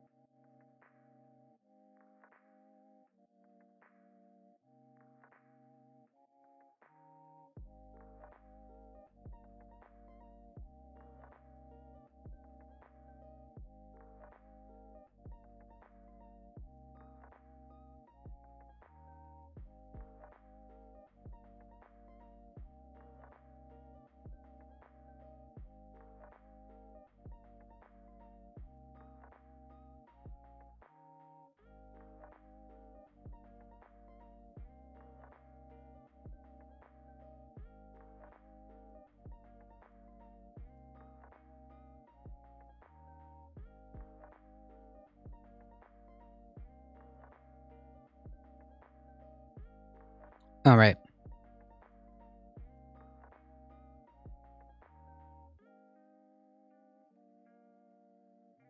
Let's talk about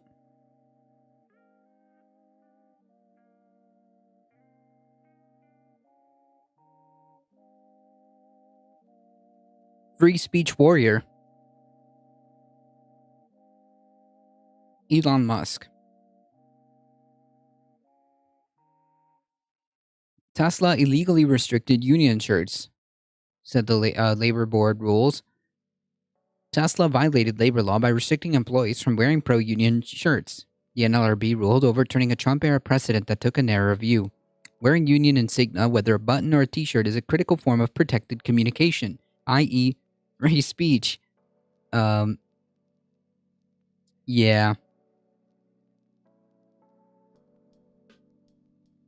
Do not allow yourselves to be gaslit by Elon Musk defenders that this guy is some type of like free speech warrior. Blah. No, he's not. He doesn't give a shit about free speech unless it's his own.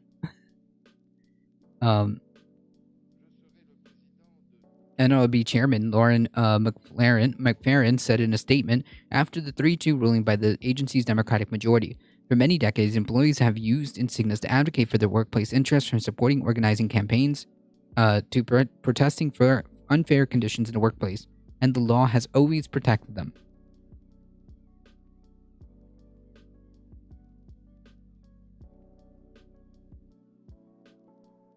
That's true. The other scary part is that he, Herschel Walker, has dissociative identity disorder and other brain injuries. That's right. I presume some of those may have been as a result of his football career. Yeah, he actually wrote about his dissociative identity disorder in one of his, if not his only, I think, published memoir that he wrote. Yeah. He also almost shot his ex-wife in the head, and worst part, he doesn't deny it. Yeah. Probably, probably related to, these mental health issues.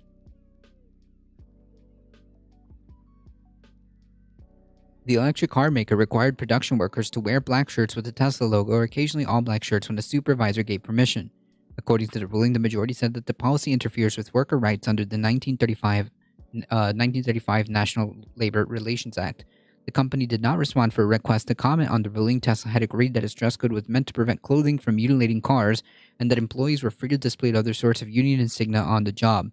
But during a 2018 hearing on the case, former Tesla employees testified that managers told them to remove shirts supporting the United Auto Workers Union, even though their co-workers wore shirts supporting sports teams without incident. Monday's ruling, yeah, exactly. Like I said, Elon Musk does not support free speech at all. Monday's ruling orders Tesla to change its dress code to allow employees to wear black union shirts. NLRB rulings can be appealed into federal court, as Tesla has already done with a 2021 ruling telling the automaker to offer reinstatement to a fired activist. When an employer interferes in any way with its employees' right to display union insignia, the employer must provide special circumstances that justify its interference.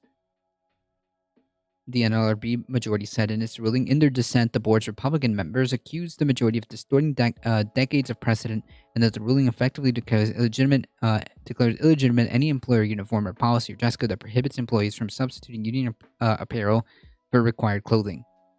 Yeah. Don't care.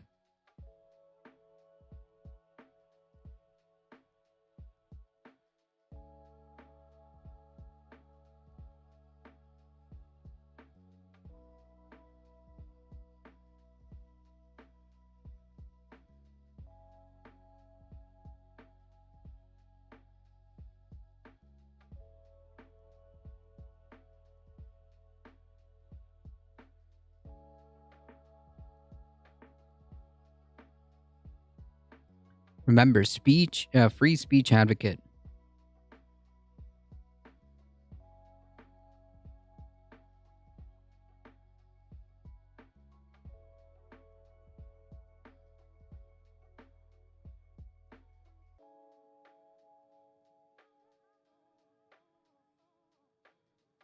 Some slightly good news. U.S. fossil fuel firm sues insurer for refusing to cover climate lawsuit. A fossil fuel firm is suing its insurer for refusing to cover a climate lawsuit in a case that could affect the wider industry's ability to defend itself from litigation. Ooh boy. Aloha Petroleum, a subsidiary of Sunoco, filed a claim against the AIG's National Union Fire Insurance Company of Pittsburgh earlier this month, arguing that it had failed to protect Aloha from mounting costs of defending climate-related claims by local governments in Hawaii. According to the documents filed in the lawsuit, Aloha has already incurred more than $880,000 in defense costs and expects these to grow significantly as litigation progresses. Its insurance company will not pay out. Ha! The lawsuit follows another filed by the insurance company Everest in June, which is asking Massachusetts Superior Court to make a similar decision about whether coverage can be denied to Gulf Oil. Nice. These are some of the first disputes over insurance coverage for climate crisis litigation to be heard in the courts. This is very important and could set future, precedent as to how this goes. And both insurance companies say that climate litigation is covered by exclusions for pollution in their clients' general liability policies. Ha! If they succeed, the fossil fuel firms could be on the hook for millions of dollars in legal fees. Womp womp, in addition to any fortune damages awarded in court. Good. The only previous decision on this subject was in 2012 when the Virginia Supreme Court ruled that the Steadfast Insurance Company had no duty to cover the energy firm AES Corporation in a climate lawsuit brought on by the Native American village of Kivalina. The Kivalina lawsuit was unsuccessful, but in the U.S. that usually still leaves defendants liable for their legal costs. Russell Butland, a senior associate at the law firm Allen & Overy, who advises companies on commercial disputes, said to the extent to which the latest lawsuit set a precedent for future claims would depend on the specific wording of insurance policies and the relevant laws in particular places. However, exclusions for pollution risk are a common feature of all types of insurance, and therefore outcomes will be of real interest to all companies and individual directors seeking to manage their risk for similar litigation. The world's biggest greenhouse gas emitters are increasingly being targeted by litigation, challenging their inaction on the climate emergency and attempts to spread misinformation. The lawsuit underlying Aloha's claim were brought by local governments in Hawaii against companies including Sunoco, ExxonMobil, and Shell. Honolulu's case alleges that the big oil firms engaged in a coordinated multi-front effort to deny the threat posed by global heating, to discredit the science of the climate crisis, and to deceive the public about the reality and the consequence of the impact of their fossil fuel pollution. I think that's the biggest one here. Definitely beyond the shadow of a doubt. It was also one of the swath of lawsuits given the go-ahead to be heard in the state court this year. The latest such ruling was made earlier this month in Delaware. Jason Reeves, a top partner, TA partner in London office of the law firm Zell, said that this was important because plaintiffs were more likely to succeed on their claims than in federal court and obtain hefty judgments. Even if judgments were years away, the cost of defending the case could be high. You'll see a continued escalation of parallel climate litigation cases between policyholders and their insurers as policyholders present claims in relation to defending these lawsuits. It's not only a risk for the fossil fuel industry. Mary Sweeters, a senior strategist of the Insure Our Future campaign, said insurers underwriting the polluters that were subject to climate litigation may face significant losses. Oh well. Last year, the UN Environment Program concluded that the insurance firms were not assessing the risk of climate litigation in a rigorous way, largely because they had not yet paid out for any claims. This was echoed in the Bank of England's first climate stress test earlier this year, which considered the growing prospect of climate-related payouts, in particular in lawsuits against company directors, and found that not all insurance companies had properly considered how this would affect their business, nor are companies preparing properly for increased claims for the impacts of extreme weather events. Yeah, because they're just trying to. It sounds like, or it feels like, they're just trying to cash out right before the ish hits the fan for real. However, parts of the insurance industry are waking up. Some companies are now asking clients about their climate crisis reporting while negotiating liability coverage or providing more insurance capacity to those with high environmental, social, and governance ratings, the ESGs. The Lloyd Marketing Association has also published a model clause for liability policies that exclude excludes cover for climate litigation, which insurers can use in their own documentation. Reeves said that these kind of exclusions were likely to be more common. This would not protect companies in the case. They would not protect companies in a case such as that of Aloha Petroleum. However, were insurance policies in question dated back to the 80s.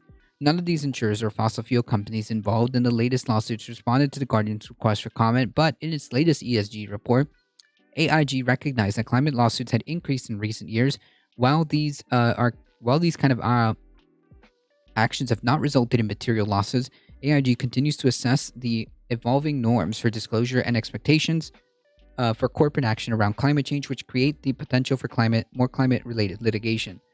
Sweeter said that lawsuits such as those brought by Aloha were an indicator that pressure was mounting on insurers for underwriting fossil fuel projects. Earlier this year, AIG announced that it would no longer insure new coal-fired plants, thermal coal mines, or oil sands. Nice. Sweeter said that industry leaders were starting to act by restricting their portfolios, but by and large, the industry falls short of where it needs to be. Yeah, well, it seems to be like that's the trend that has been going on for way too long, and it just seems like not much has changed. Another boat, how's it going? Howdy, howdy.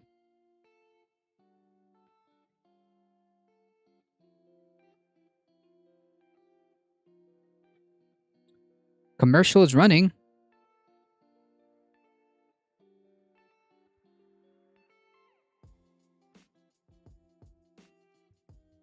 Hang tight, those initial commercials are annoying, I get it.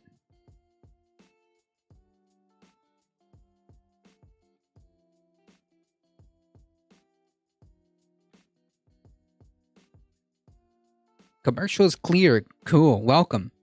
Becky, how's it going? Thanks for bringing this to my attention. Definitely covering this in tomorrow's podcast episode. Nice, you should. What's your garden read count? Oof, over 9,000. Over 9,000.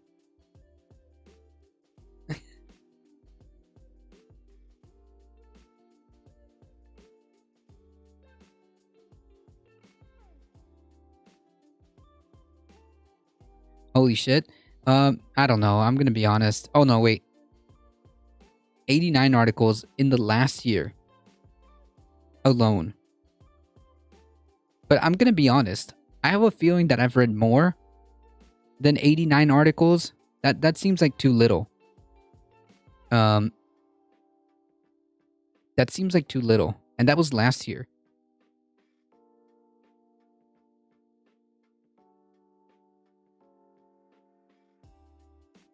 I don't know how they are even to... I don't know how they're even able... Oops, sorry. Meison's 515? What? I've got to get those numbers up. How's that possible?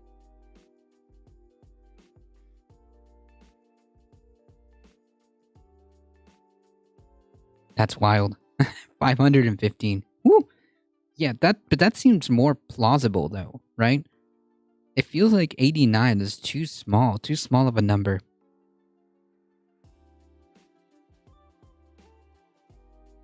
I read a lot. Same.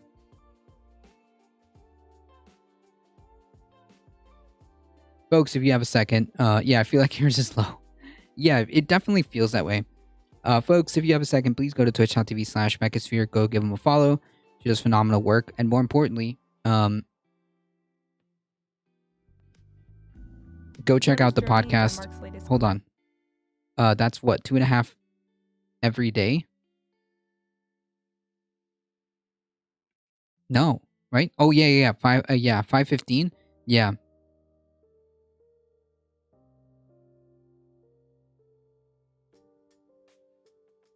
That makes sense though. That makes sense. Not sure how many days we are into the year. Me neither. Math is hard, okay? That's about accurate for me, honestly. Yeah, like I read a lot of articles, but not all the articles that I read get, filtered for stream.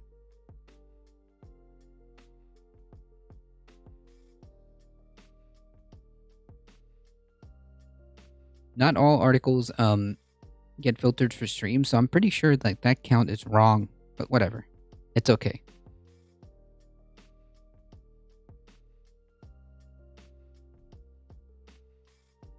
Anyways, as I was saying, please go check out the podcast.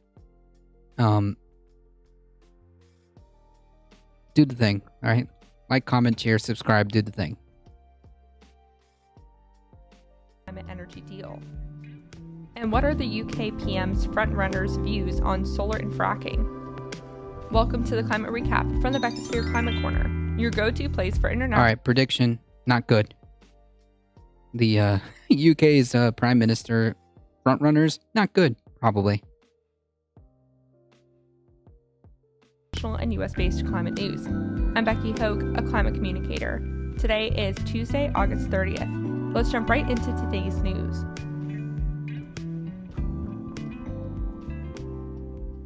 Let's start with some extreme weather events. Over the weekend, Pakistan officially declared a national emergency due to extreme flooding. This means they've deployed the army to help. Pakistan has also deployed the Navy for the first time because so much of the country is underwater. Where's Sambojo? Climate Yes. Minister says a third of the country. Yes. Yes. At least some of the rhetoric that's going around. I don't know. We'll see. Is underwater. This flooding event is partially due to the unprecedented rainfall, partially due to glaciers melting, and majorly due to climate change. Pakistan has the most glaciers outside the poles, 7,500 of them to be exact, and they're melting so fast that downstream gets flooded. Additionally, the country has received 3 times the average amount of rain for a year, and we've still got fall and part of winter to go. The country is currently on its 8th monsoon cycle when it usually only experiences 3 or 4. And this is all after being subjected to drought conditions. Over 1,000 people have died, a third of which are children. I talked before about how China has provided aid, and now the United Arab Emirates, Turkey, the International Monetary Fund, and the United Nations have all provided cargo, money, and aid. Wow. In the U.S., Mississippi is bracing for more flooding as record-setting rain is expected to fall in the next few days. The mayor of the state's biggest city, Jackson, released a video urging residents to flee before the Pearl River overflows. Sheesh. Mississippi's governor already declared a state of emergency from heavy rainfall and flooding late last week, which we talked about yesterday. The area deployed more than 100,000 sandbags to try to hold the water back. Time for a climate study. A new study published in the journal Communications, Earth and Environment determines that dangerous heat will become 3 times more common even if we keep warming at or below 2 degrees Celsius above pre-industrial levels. Woohoo! Quote, heat index levels will likely increase by 50 to 100% across much of the tropics and increase by a factor of 3 to 10 in many regions throughout the mid-latitudes. If we reach 2 degrees Celsius, people in the tropics, like India, will be exposed to dangerously high heat index values during most days of each tropical year. Jesus. There's an update on that. It didn't flood as much as expected, but it ruined the water purification plant for the whole city. Yikes. Damn. Let's check out some climate victories. For the past 7 years, the Peruvian citizen Sol Luciano Ayula has been in a legal battle against the Germany energy company RWE for speeding up the retreat of the Nevado Palca-Arju Glacier. The glacier melting could cause catastrophic flooding. Finally, over the next 3 days, German lawyers will visit the region that could be impacted. This could be a landmark case if anything comes from it, so I will keep you posted. Nice. There's the link, if you want to just kind of snag that link there. In Europe, the German and Dutch governments announced a $9 billion or £7.7 billion offshore wind hub in the Baltic Sea to provide a collective 3 gigawatts of clean power a year by 2030. That's enough power to run as many as 4.5 million homes. This is the first time that 2 European countries have collaborated on such a project. Nice. Offshore wind is a cool form of energy supply because it's zero emissions and doesn't require battery storage because wind over the water is consistent. The project will need $3 billion in investment and will be operated by Germany's 50Hertz and Denmark's Energinet. After it's up and running, other Baltic states and Poland will have a chance to join. This is part of a bigger goal by the European Commission to increase offshore wind capacity from its current 12 gigawatts to 300 gigawatts by 2050. And in the UK, solar installations are increasing rapidly as gas prices soar. Solar installers are doing a little over 3,000 projects a week, which is 3 times the rate for July 2020. One provider said inquiries are up by 10-fold. Solar Energy UK says a typical home could see a £300 cut in its energy bill by installing solar panels. add electric heating, and the home could see more than £900 off its electricity bill. Though most UK homes are already connected to a central heating system, so that might not be as interesting. Time for some climate fails. After 5 consecutive talks, UN countries have failed to reach any consensus on a treaty to protect sea life. The treaty would protect 2/3 of the world's oceans to maintain biodiversity, which is the net holding humanity up. Currently, less than 1% of the high seas are protected. Any way to reduce stress on the oceans is important because more than 90% of the excess heat from climate change is absorbed by the ocean. True. They don't know when the water will be safe in Mississippi. Sheesh. I just saw crazy videos on the flooding in Pakistan. Yep. As a result, marine heat waves are becoming more common, just like the heat waves on land. The ocean is also becoming more acidic due to absorbing carbon dioxide, which mixes up the ocean's chemicals. This can harm marine organisms' brain chemical balance and the ability of juveniles to form shells. Unless a special session is called later this year, no progress is expected to be made on marine conservation for the rest of the year. Russia has been a huge negotiation blocker, refusing to engage in the treaty process or compromise. All but one European leader is planning to skip the African Adaptation Summit in the Netherlands next month due to scheduling conflicts. The only European leader attending is the event's host, Dutch Prime Minister Rutte. The organizers, the Global Center on Adaptation, invited countries that have traditionally supported African climate finance efforts like France, Denmark, Finland, and Norway. The presidents of Senegal, Kenya, Ethiopia, Ghana, Gabon, the Democratic Republic of Congo, and Zambia are all expected to come. But Finland and Norway will be represented by their development ministers, France will be represented by a state secretary, and Denmark's minister is expected to show up on video chat. Last November, during the UN climate conference COP26, most wealthy countries committed to doubling their climate adaptation financial support for poorer countries to roughly $40 billion a year by 2025. Though the actual number is still under dispute. This is one of the first meetings to iron out the details before the next big UN climate conference, COP27, this November. So it's disappointing the European countries aren't respecting the African leaders enough to show up in person, even with a much shorter commute time. Okay, we need to discuss some bad takes from the frontrunner of the UK Prime Minister race, Liz Truss. She wants to end the ban on fracking, which is when water and chemicals are shot against rocks at high pressure to extract oil and gas. Despite it being part of a fossil fuel process that contributes to climate change, fracking often pollutes local air and water and can cause regional earthquakes. Living near fracking sites can cause severe headaches, asthma, childhood leukemia, cardiac arrest, and birth defects. Former Prime Minister May put a moratorium on fracking in 2019.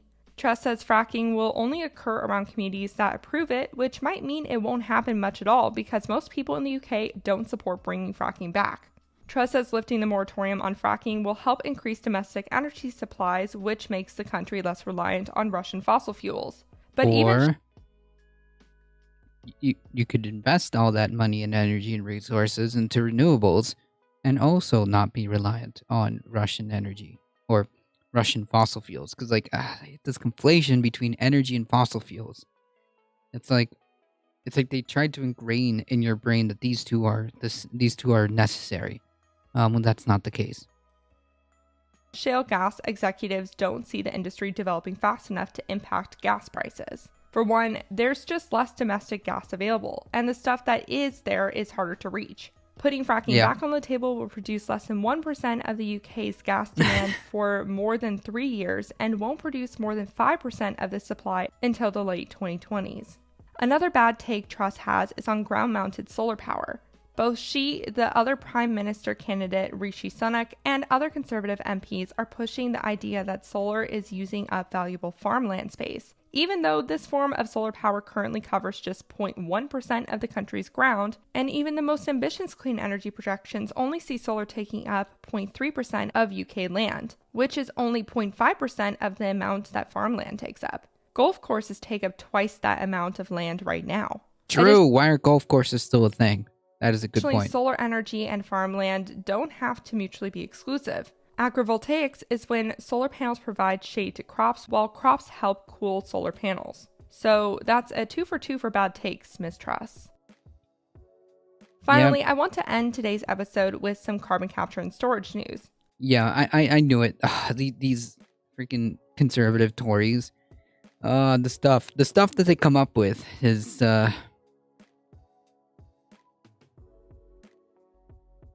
super horrible, just to say the least. Yeah,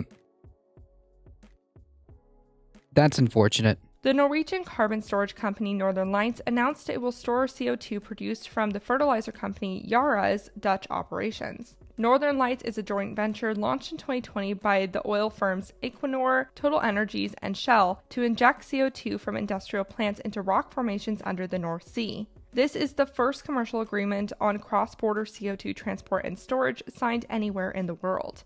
It would require 800,000 tons of CO2 a year to be transported on ships from the Netherlands starting in early 2025. That represents about 1.6% of the country's overall emissions. Northern Lights also has preliminary deals to store CO2 from a cement plant and a waste plant. Altogether, these projects would fill the venture's Phase 1 capacity. It already has expansion plans. Climate models show it is necessary to capture and store carbon in order to keep warming at or below 2 degrees Celsius above pre-industrial levels. I just worry about the environmental impact and that carbon capture will be used as an excuse for polluting industries to continue as business as usual. If you're listening on YouTube, let me know what you think about carbon capture and storage in the comment section below. Yeah, carbon capture is not an excuse to not carbon capture is not an excuse to continue pumping CO2 and fossil fuels into the air. Yeah, that's pretty much my take on it. And that was your climate recap for Tuesday, August 30th. If you like the work I do, please follow this podcast. Just give because it a it's 5-star rating, necessary, leave a review, and consider checking out the Beckosphere Climate Corner YouTube channel. Remember to talk about the climate crisis every single day and to support your local news organizations. Bye for now. Just because it's necessary, I don't want that to become an excuse.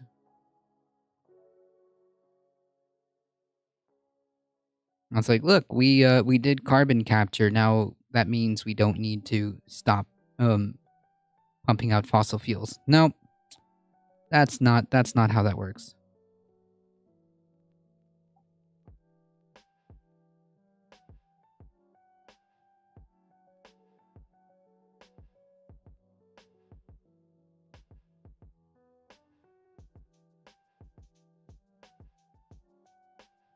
Yeah, I just saw the headline.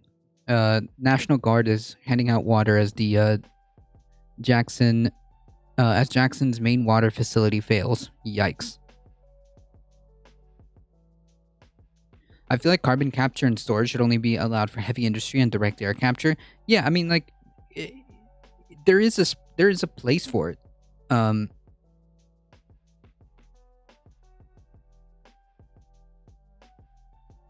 There is a place for it, but I don't want that to be then like the excuse to be like, well, I mean, yeah, we can just continue business as usual. Fossil fuels and big ag don't count. Big agriculture don't count as heavy industries for the record. Gee, really? Yeah.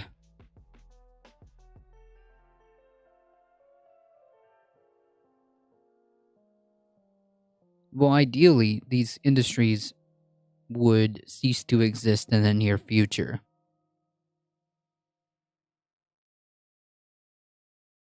That's what should happen, but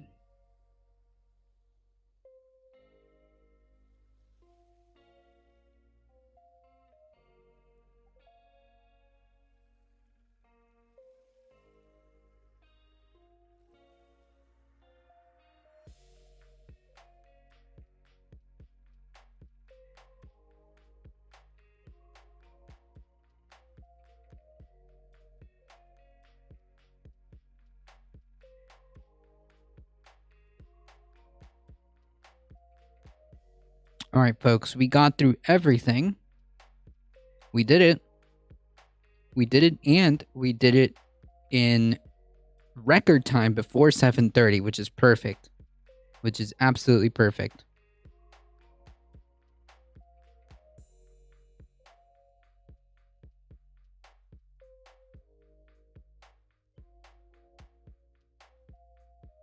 All right, folks.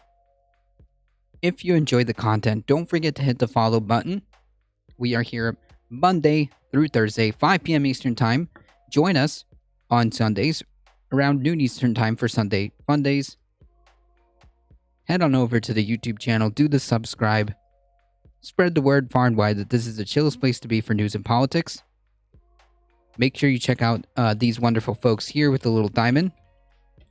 Please check out twitch.tv/Beccasphere, twitch.tv/AlioShare. I think we got everybody. I hope so. Thank you, Yellow King, for the sub. Thank you, Alio, for the 12 biddies. Anglio for the follow. Appreciate that. You guys are what makes this channel grow. I really appreciate that. Thank you guys for all the support. As always, folks, please stay safe. Please take care of each other. I love y'all, and I hope to see you guys in the next one. See ya. Thank you so much for hanging out, Becky. I really appreciate that. Always a pleasure to see you in the chat.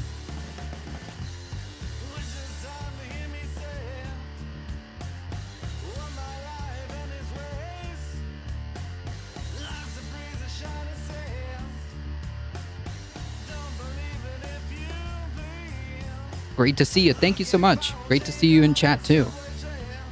I've got the notifications on so I can hang out in your chat as well.